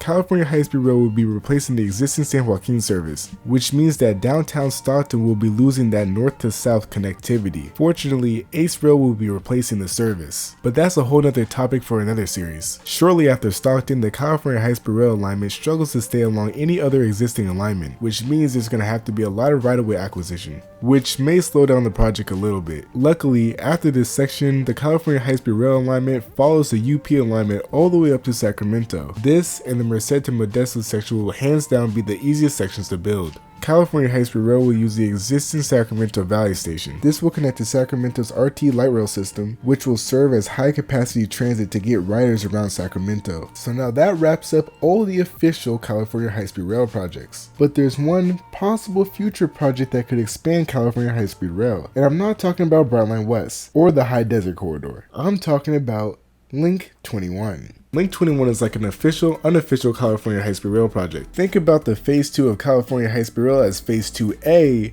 and this as Phase 2B. The purpose of the project is to link Northern California with passenger rail. Dozens of transportation agencies and authorities are working together to coordinate a future plan for passenger rail in Northern California. One of the plans, and the largest plan, is to have a secondary rail crossing underneath the San Francisco Bay. Now the project can go two ways, because two different technologies are being studied for this tunnel. The first one being conventional standard gauge regional rail, and the other one being Hyperloop. God damn!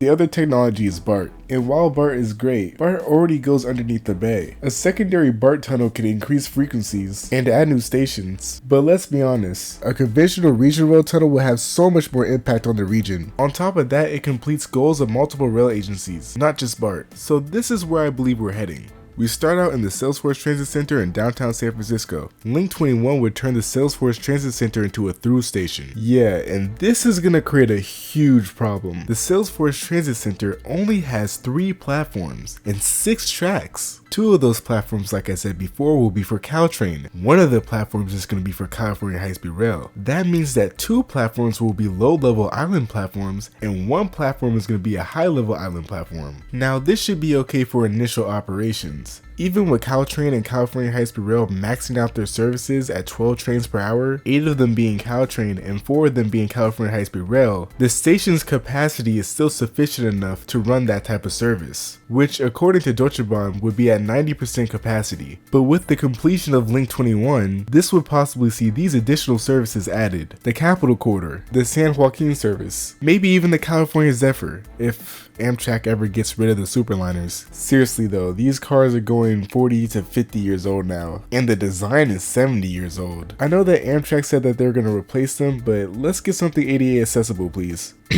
Yeah, but if any of these other services run into the station, there's going to be a big problem. If both Caltrain and California High-Speed Rail are operating out of the station at 90% capacity, no new services can be added. Maybe the 4th and King Street station will be useful after all. Okay, now hear me out. What if... Oh my god.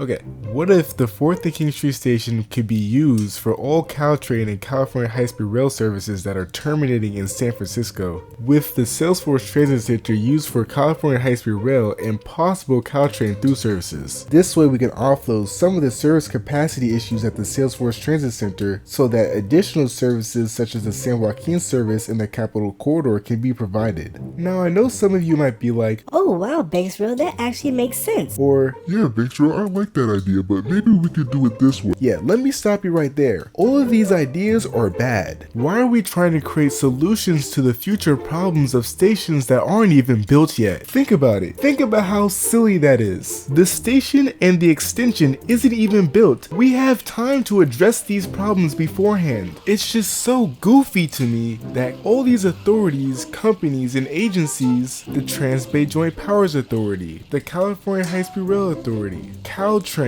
and Deutsche Bahn are going into this multi-billion-dollar project knowing that in 10 years after the completion of the station, the capacity of the station won't be sufficient enough for their needs. Alright. Well, anyways, let's talk about some of the proposed alignments for Link 21. I'm only going to go over 2 of them because those 2 are the only ones that actually make San Francisco to Sacramento a possibility for California High-Speed Rail.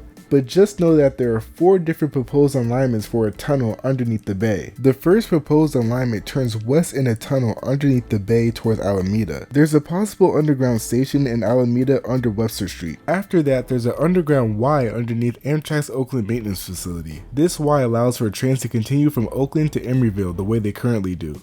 On the south side of the Y, the Oakland Jack London station will be moved underground. On the north side, there's a station underneath West Oakland connecting to the existing elevated BART station. After this station, the alignment rises out of the tunnel near Clawson and continues until it connects with the existing one south of Emeryville. This alignment, while circuitous, does include a station in Alameda, which is pretty cool. Alright, next alignment. The next alignment has a direct tunnel from the Salesforce Transit Center to West Oakland without stopping in Alameda. Other than that, it's pretty much the same. This alignment is obviously the cheaper one. Now you may be wondering, how will California High-Speed Rail get from Oakland to Sacramento now? Well, with the Capital Corridor, of course. Yeah, so the Capital Corridor Joint Powers Authority has plans to not just electrify the Capital Corridor, but to upgrade it to 125 miles per hour and possibly even 150. Now these are plans for around 2050, but I bet California High-Speed Rail can speed this up. Now this route for California High-Speed Rail would be very important because the current Sacramento to San Francisco route taking California High-Speed Rail is 200 miles longer than driving and would take about an hour and 50 minutes, which is 20 minutes slower than driving. So yeah, that's why to me, this seems like an obvious phase 3. Alright, now it's time for me to give my thoughts on this project. I love the fact that California High-Speed Rail is this ambitious. I mean, this project is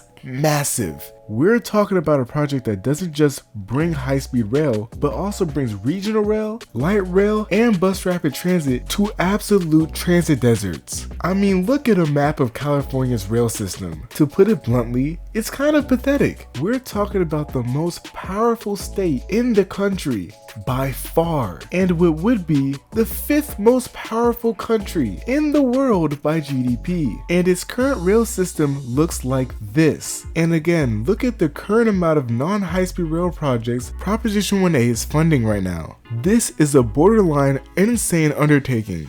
And as somebody from New York, it is in my instincts to hate on anything that California does. But this is amazing. Like, I can't even put up a front.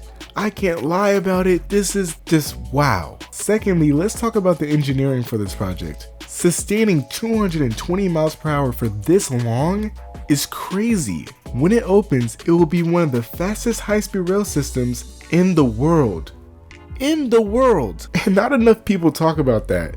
Thirdly, you may have noticed that I said when the high-speed rail opens. The fact that the high-speed rail program is embedded in the state's constitution is amazing to me. This signifies a huge level of commitment on paper. And let me just make this really clear, on paper. We'll get into what that means later. One thing I like about this project is the fact that it's taking over a pre-existing passenger rail line, with that rail line being the San Joaquin service.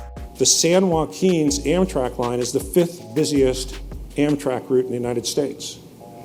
The Sacramento Valley Station in Sacramento, which is modest to say the least, is the 7th busiest Amtrak station in the US. That's kind of a surprising fact. So there's already an existing level of ridership that the California High-Speed Rail is going to obtain. On top of that ridership, the California High-Speed Rail is going to run more frequently because of the fact that it's not using freight right-of-way, and it's going to cut the travel time down in half, simply with the iOS segment. Would there be more passengers riding with the full system? Of course. But at least with the system that they're creating right now, the numbers are still going to be there. The next thing I like about this project is the fact that it doesn't leave anybody out. Well, not in the long term at least. The fact that the Central Valley is actually included in this project is the largest example that equity and public transportation are correlated. Over the past several decades, the Central Valley has seen billions of dollars in disinvestment, but is finally getting the investment that it deserves. We're talking about millions of people who will be impacted,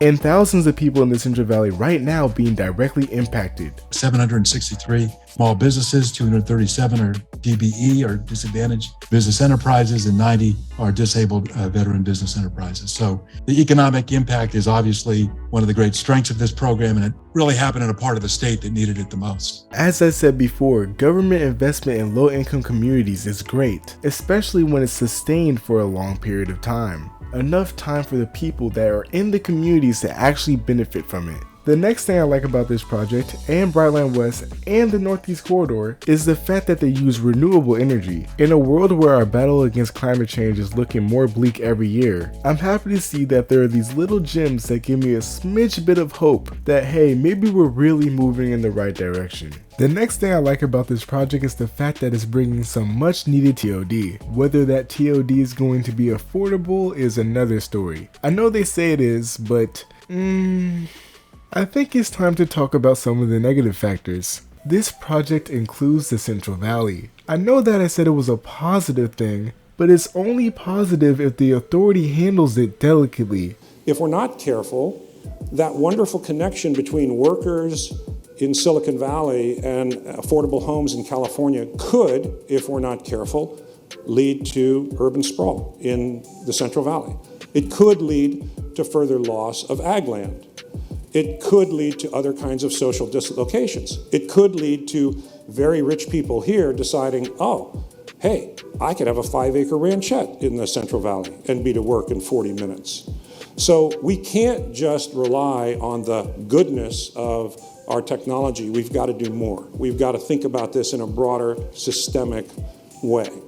Remember, we're talking about rezoning whole neighborhoods within these cities. And the problem is, the authority is working with these cities to get this rezoning to happen. And just to clarify, the authority isn't leading these rezonings, which I wouldn't want them to anyways. Even if they were capable of doing it, I don't think they would have the resources to do it. So it is better that the cities are taking control of this. But the problem with this is that this can lead to extremely varying levels of success. For example, the rezoning in Bakersfield could be extremely successful. We're talking about minimum displacement, affordable housing, actual affordable housing, and an influx of customers to existing businesses because they weren't priced out. Meanwhile, in Fresno, the rezoning could go horrible. We're talking about mass levels of displacement, even more disinvestment into low-income communities, and building extremely car-centric TOD, which is a thing by the way. Now these are just some hypotheticals, but this happens in real life, and could happen if these cities aren't careful enough. Which leads me to my next problem. This problem is sort of unavoidable, as much of my problems with this project are. This problem is the scale. On one hand, like I said before, the scale is amazing. It's bringing a lot of improvements across the entire state. But the problem is, the California High-Speed Rail Authority has to work with dozens of different authorities, agencies, and companies.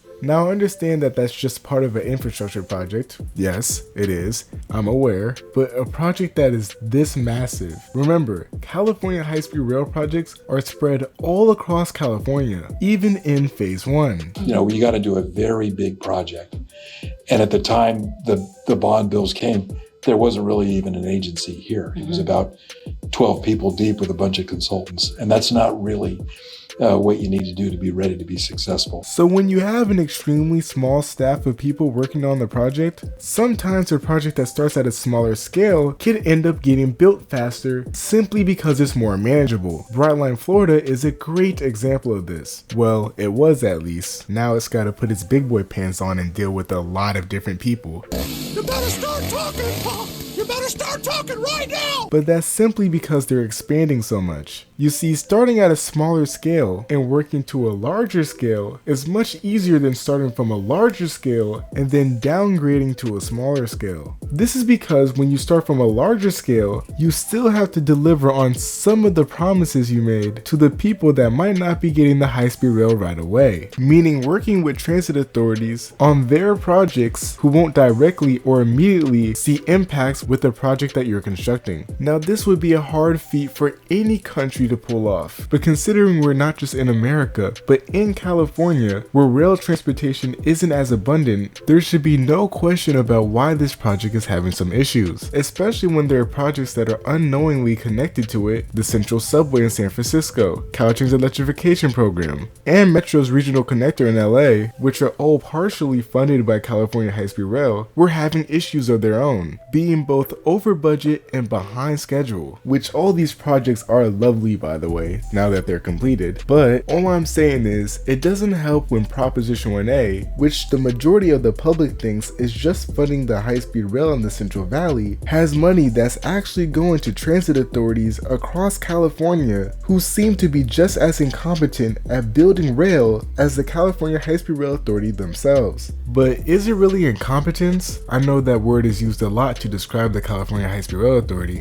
which I could somewhat agree with, but we have to find the root cause of this so-called incompetence. I would not have gone to the ballot then with knowing so little about what we're ultimately trying to do and asked for only $9 billion for a project that, again, that same ballot pamphlet on that same election said the project was going to be $45 billion, and the public gave us $9. So again, from day one, you're starting with, I'm underfunded, and now I got to spend a lot of time finding the money.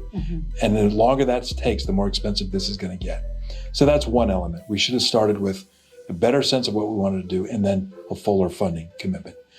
For starters, I don't think that the California High-Speed Rail project was set up to succeed in the first place. And it's not because of the route or the alignment that the high-speed rail is taking, but it's the budget. This project is bringing 220 mile/hour high-speed rail to the downtowns of each city in California. The total cost for phase 1 was supposed to be $33 billion. $33 billion for a high-speed rail line that's over 500 miles long in a state that has zero experience for building such infrastructure. So the California High-Speed Rail Authority started not just underfunded but completely understaffed, leading to a whole bunch of confusion within the authority itself, simply because they didn't know what they were doing. After getting some of the funding from Proposition 1A, they turned to the federal government to match the funds. At this point in time, Obama was in office, which is a whole other thing to talk about. It originally started with bipartisan support. Arnold Schwarzenegger supported it when he was governor. Even House Minority Leader Kevin McCarthy supported it in some format when he was in the state assembly. The shift to it being a kind of straightforward, partisanly political football happened around 2010 when the Obama administration gave it a few $1 billion in stimulus funding, and that made it kind of more of a Democratic project and more of a target for Republicans. And then that was kind of exacerbated in 2019 when Governor Gavin Newsom gave a State of the State speech where he said there isn't a path to completing the full project right now. And that's what led to the Trump administration trying to take back about $1 billion of federal funding. So that's kind of how it's evolved into a project whose fortunes flip back and forth with administrations. Essentially, when President Obama gave the project $3.5 billion, all the way back in 2010, Republicans flipped their stance on high-speed rail in America. It was no longer a topic of public infrastructure, but one that could be used as a baseless political talking point. One could say that this was because California high-speed rail was being run so poorly, but the reality of it is, this was happening all over the country. Florida high-speed rail is a great example of this. Rick Scott simply used the fact that this project was being funded by Obama. Remember, this project was being fully federally funded to get Floridians to vote for the cancellation of the project. The same things happen in Ohio and Wisconsin. We can even see this happening outside of high-speed rail. Certain Republicans will vote to cancel Medicaid, also known as Obamacare, which is used by millions of Americans no matter what party they vote for, because it has Obama's name attached to it, literally canceling their own healthcare because they don't like the person who created it, simply voting through emotion and not common sense. We sent a camera crew out on Hollywood Boulevard to ask people which they thought was better, the Affordable Care Act or Obamacare. Now, as you may know, Obamacare is just a nickname for the Affordable Care Act. They're the same thing. But lo and behold, we found people who did not know that, and that didn't stop them from weighing in on it. Which plan do you support, Obamacare or the Affordable Care Act? The Affordable Care Act. And what is it about Obamacare that you do not like? I just think that there's a lot of holes in it, and it needs to be revamped. I think hasn't been thought out. You think the Affordable Care Act is a better plan than Obamacare? Better, but I'm not happy with that either. And this is the reason why people have been debating about high-speed rail for the past decade and a half. It would be easy for us to chalk this up to stupidity, but the reality of it is, people do not know what they're canceling. They just see the name attached. This is why education about this project is key, and we'll get into that a little bit later. But continuing with the story, Obama gave the project money, but even the federal government was skeptical to give them money because of how disjointed the authority looked. We have to remember that at this point in time, the entirety of Phase 1 looked the same way that Phase 2 looks like right now. Just a bunch of lines on a map. No stable plan, nothing. When the federal government gave this project some money back in 2009 and 10, it put some strings on that money, including it had to be spent by a date certain. Now on this project, common sense would say, oh, that's not a bad idea. But on this project, because it was not very well advanced, the authority at that time made commitments to spend those dollars under the deadline. And that got us into construction prematurely. And so we didn't have all the right-of-way in hand. We did not have all the utilities moved. Yet we had let contracts and we were in construction. So then when the authority later ran into delays because the right-of-way wasn't in hand and the utilities weren't moved, those were just bills from the contractors for delaying them. And that's simply because the authority didn't have the staff to actually pull this project off. And to be fair, they still don't. Again, working with so many people is challenging, and sometimes it can end up in blunders. Simply because in a state where everybody is struggling with funding, people tend to go on their own paths because that path is cheaper to them. But the problem is, it's not cheaper for the entire group of authorities working together in the long run. Which leads me to my next problem, and probably the most known problem with this project. And this is a problem that's not unfamiliar with the rest of the high-speed rail projects in the US right now. Money! The funding for this project has been damn near non-existent ever since Proposition 1A first got passed. Part of the problem is if it's unfunded from day one or underfunded from day one, you're always spending time catching up to the cost because over time the cost will go up. And especially on these projects, the magnitude of the materials you need, the steel, the concrete, the personnel, it's very expensive. And every year it's delayed. It's literally billions of dollars. And so if you don't have full funding, you can't deliver under a schedule.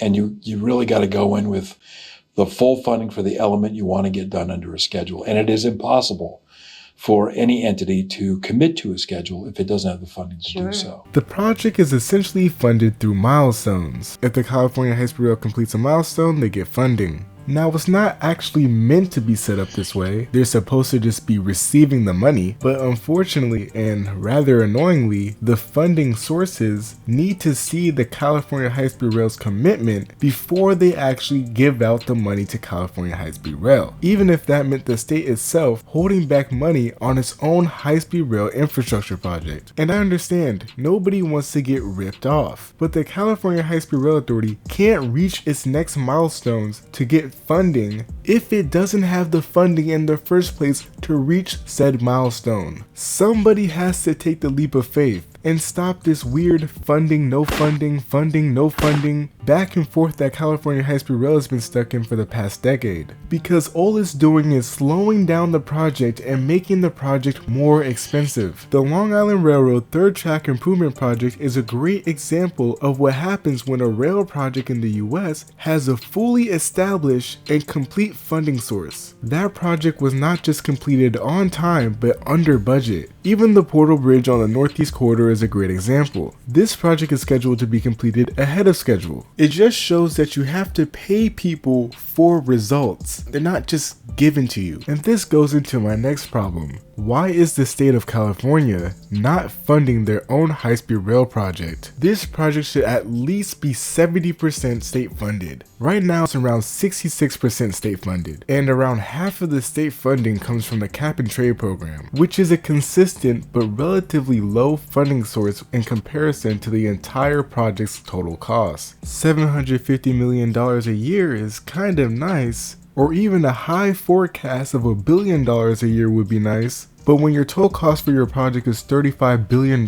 just for the Central Valley and $130 billion for Los Angeles to San Francisco, everybody watching this video will be dead by the completion of phase 1. It just needs a steady in-state funding source, which has kind of been the issue since the beginning. It doesn't have a steady federal funding source, unlike roads and airports and other kinds of transportation infrastructure. It has some one-time funding from the state, and it has kind of a trickle of funding every year. But that's it. So in order to get more long-term funding, it's going to need to win over people that originally supported it, but have since become skeptics or critics. And that's going to be kind of tricky. Okay, Deborah Kahn, thank you so much. The state of California has to start pumping in funding, possibly starting a new proposition to add more funding to the project. I also find it funny that the California High-Speed Rail project is basically being built off the need for companies to pollute. It's like, let it die, let it die, let it shrivel up and come on, who's with me, huh? Let it die, let it there just needs to be another funding source. And I know we want to blame the federal government. After all, the federal government under Obama is the reason why the project is starting in the Central Valley. They just wouldn't give the authority any funding if it didn't. But can we really blame them? We're talking about the most powerful state in our country by GDP, creating a high-speed rail project that resides solely within said state. I mean, I really don't know what you want them to do with that. Not only is there BrightlineWest that goes between two different states, it's an interstate project, so it should require federal funding, the same way that the interstate highways were built. But there's also the Northeast Corridor, Amtrak's Northeast Corridor to be exact. Amtrak is a federal company, and on top of all of that, an interstate company. This means that Amtrak gets first dibs on any federal grants that come out. This is also the reason why Amtrak is leading the Texas Central High-Speed Rail project. Maybe the California High-Speed Rail Authority should be working closer with Amtrak than they are with the San Joaquin Joint Powers Board. This is a joke because yet again, just because Amtrak joined Texas Central doesn't mean that the project is receiving a lot more federal funding. Because the same question comes up from the federal government. Why is a high-speed rail project that resides completely within a powerful state not receiving a lot of funding from said powerful state? And the situation becomes even more laughable when you see states like Rhode Island or Delaware funding rail projects for the Northeast Corridor. Essentially, the state needs to stop blaming the next federal administration that comes in every 4 years and simply fund the project themselves. The state of California can definitely find the money to do it, so why don't they just do it? Put down the highway widening for once, especially the illegal highway widening that Caltrain is allegedly involved with, and use some of those funds to build California high-speed rail. And I know that's easier said than done, but it's a lot easier than looking for sympathy grants from the federal government. It's like, do you want to be alive to see the full project or not? Because that's what it's coming down to. But the last problem really stems from ourselves. Not the federal government, not the state government, not the authority itself, us, the people. As a collective, California High-Speed Rail is one of the largest infrastructure projects in the world right now. And I'd go as far to say that it's probably one of the most ambitious projects in the world right now. And I don't think a lot of people understand that. The sheer audacity for people to equal Brightline Florida with California High-Speed Rail or equal the Acela with California High-Speed Rail just baffles me. And that's one of the reasons why I picked up the mic almost 2 years ago. I couldn't stand idly by and watch people talk about a project that they truly didn't understand the scale of. And I think the problem stems from a lot of people not understanding what high-speed rail is. With Americans, that comes from a lot of people not having ready access to high-speed rail in their region. In other words, there's nothing really there to demonstrate what they're missing out on. This is why people like Elon Musk can present a literal pipe dream to millions of Californians in order to halt the construction of an actual proven technology that can move massive amounts of people around the state, the same people that his car company is marketed towards. The sad picture of the California high-speed rail, which is just billions of dollars spent for practically nothing. But it'll only get worse year after year. So we must have a regulatory clearinghouse garbage collection process. This is essential, or civilization comes grinding to a halt. Congressman Kevin Kiley and Elon Musk, they both have come out and said that they want to stop this project. What is your response to their efforts in trying to stop this? Well, I understand Elon Musk. He has a competing system. He has this underground boring system that you can get in some kind of a tube, and they can rush you underground, you know, like you're some kind of a rat, and bring you up on the other side.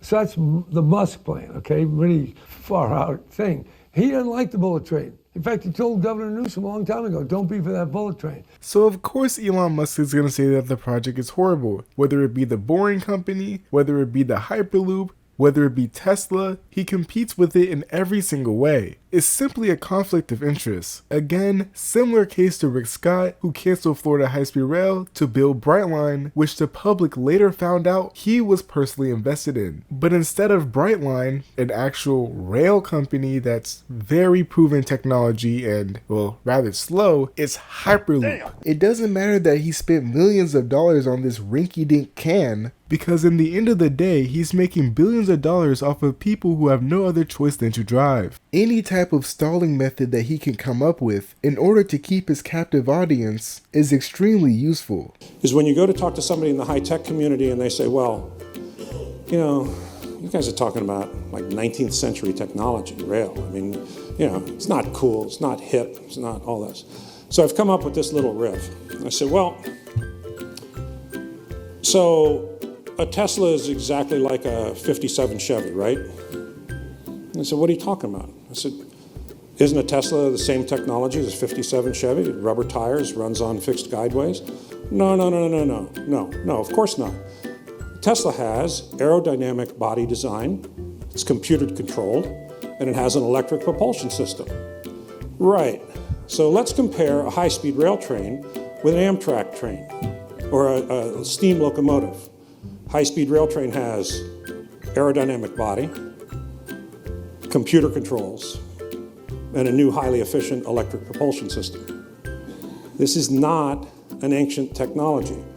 The Japanese are on their 5th, 6th generation of trains. The original bullet train in 1964, opened for the Olympics, went 135 miles an hour. That was the bullet train.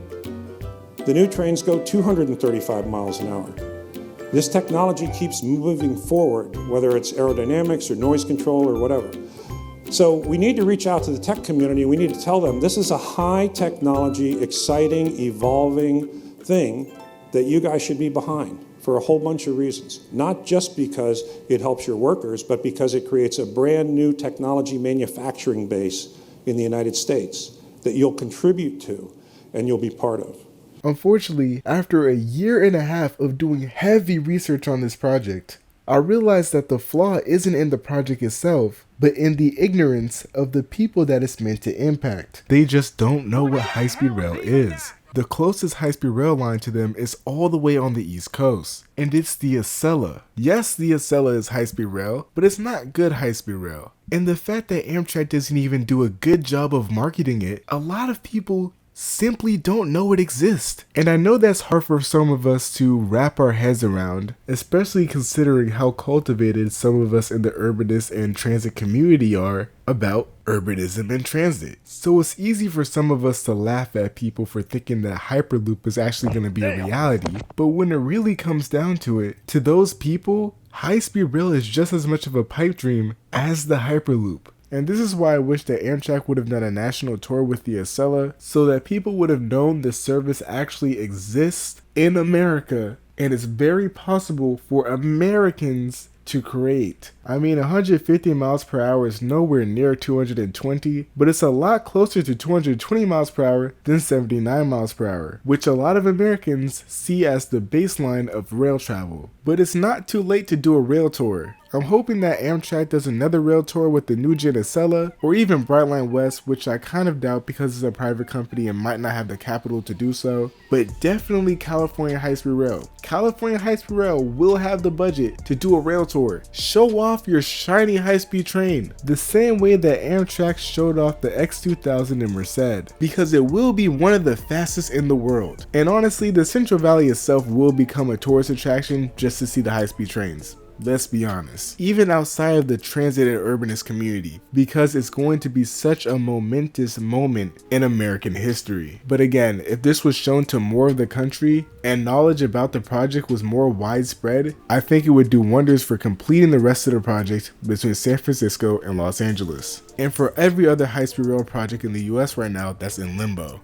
But anyways, back on track. We have to remember how niche our actual demographic of understanding urbanism and transit actually is, especially in America. And if you made it this far in the video, you're probably somebody who actually knows a lot about urbanism and transit. So I'm talking directly to you. It's time for you to be a transit and urbanist activist. And to be clear, watching this video is not activism. And for what I'm going to ask you to do, I'm not telling you to go protest or create a YouTube channel like me or go to every single one of your local meetings or even vote. Like, this is simple. Voting is simple too, but this is very simple. The next time you see somebody saying something silly about California high-speed rail or high-speed rail in general, you have to look at it through their lens. To put it lightly, they have no clue what they're talking about. They're just spouting the information that they were given, most likely from a mainstream media source. And typically mainstream media, especially in the US, is not well versed on urbanism and transit. Skyfox though has the best vantage point. Let's get straight to that video. So you can see these 5 Union Pacific rail cars, all of them yellow, 2 of them kind of leaning on the tracks and 3 of them just totally derailed, kind of crunched into each other. What a mess workers are dealing with. While researching for the California High-Speed Rail series and doing research for this video, and even doing research simply because of my personal interest in California high-speed rail, I came across a lot of misinformation from mainstream media sources. One of the largest ones, and one that seems to reverberate across the abyss that we consider modern day journalism, is the fact that the total cost for California high-speed rail's iOS segment is $130 billion. $130 billion is the cost for the entire project from Los Angeles to San Francisco. The cost for the iOS segment, the segment that they're building right now, is only $35 billion. Now, to be fair, this is $2 billion more expensive than the original cost of the entire Phase 1. And I can understand where the news and people in general can get this mixed up. Yes, they're building Phase 1 right now, but they're building a Phase 1 to Phase 1. I can understand how that's confusing, but we all have to remember that these people don't really care that much about California high-speed rail. Well, I mean, in comparison to us, we're kind of on the extreme side of things. So this is where I turn to you, the viewer. If you really want to make a change about California high-speed rail and actually try to get California high-speed rail built faster, I need you to do this one thing after watching this video. And no, it's not the cliche like and subscribe, even though I would love that. And no, it's not subscribe to my Patreon, even though I would really love that. You are armed with a lot of information about California high-speed rail. So your task is to tell 3 people you know, people you believe might not care about high-speed rail or urbanism, about why high-speed rail is important, and make sure to name drop California high-speed rail while you're at it. And I'm not talking about online people, I'm talking about people you actually know. So the next time you hear a family member or a friend or a coworker complain about traffic or air travel or whatever, make sure to talk about why high-speed rail is important. Explain to them that this other alternative could be possible if only people knew about it more. After you give your lecture about why high-speed rail is important, the person you were talking to may have seemingly brushed it off. But the important part is, you planted that seed in their ignorant mind, which essentially stops them from falling down the rabbit hole of anti-high-speed rail propaganda. If this video gets 5,000 views, and you personally go and tell 3 people about high-speed rail, that's 15,000 people that know about high-speed rail now. You see how that works? And this is where liking and subscribing comes into play, because if you like and subscribe and share, that's a good one too. This video will be shown to more people in the algorithm. Most likely people who are already interested in California high-speed rail. But that's not the point, because then they will share information to their own friends and family members and coworkers. See what I'm doing here? I'm trying to create a snowball effect, because education is key to getting this high-speed rail system built. The more people know about the positive impacts this high-speed rail system can have, the faster it will get built, because more people will be pushing for it. The government only builds stuff when people really push for it. So we have the power to get this project sped up. We just have to get more people involved. With that being said, if you made it this far in the video, comment down below #IFinishedIt. Thanks for watching my longest video ever so far. Hopefully, I don't know if I'm gonna make anything longer than 2 hours. That's kind of crazy. But anyways, if I earned your like and subscription, I love you. And if you made it this far in the video, thanks for watching.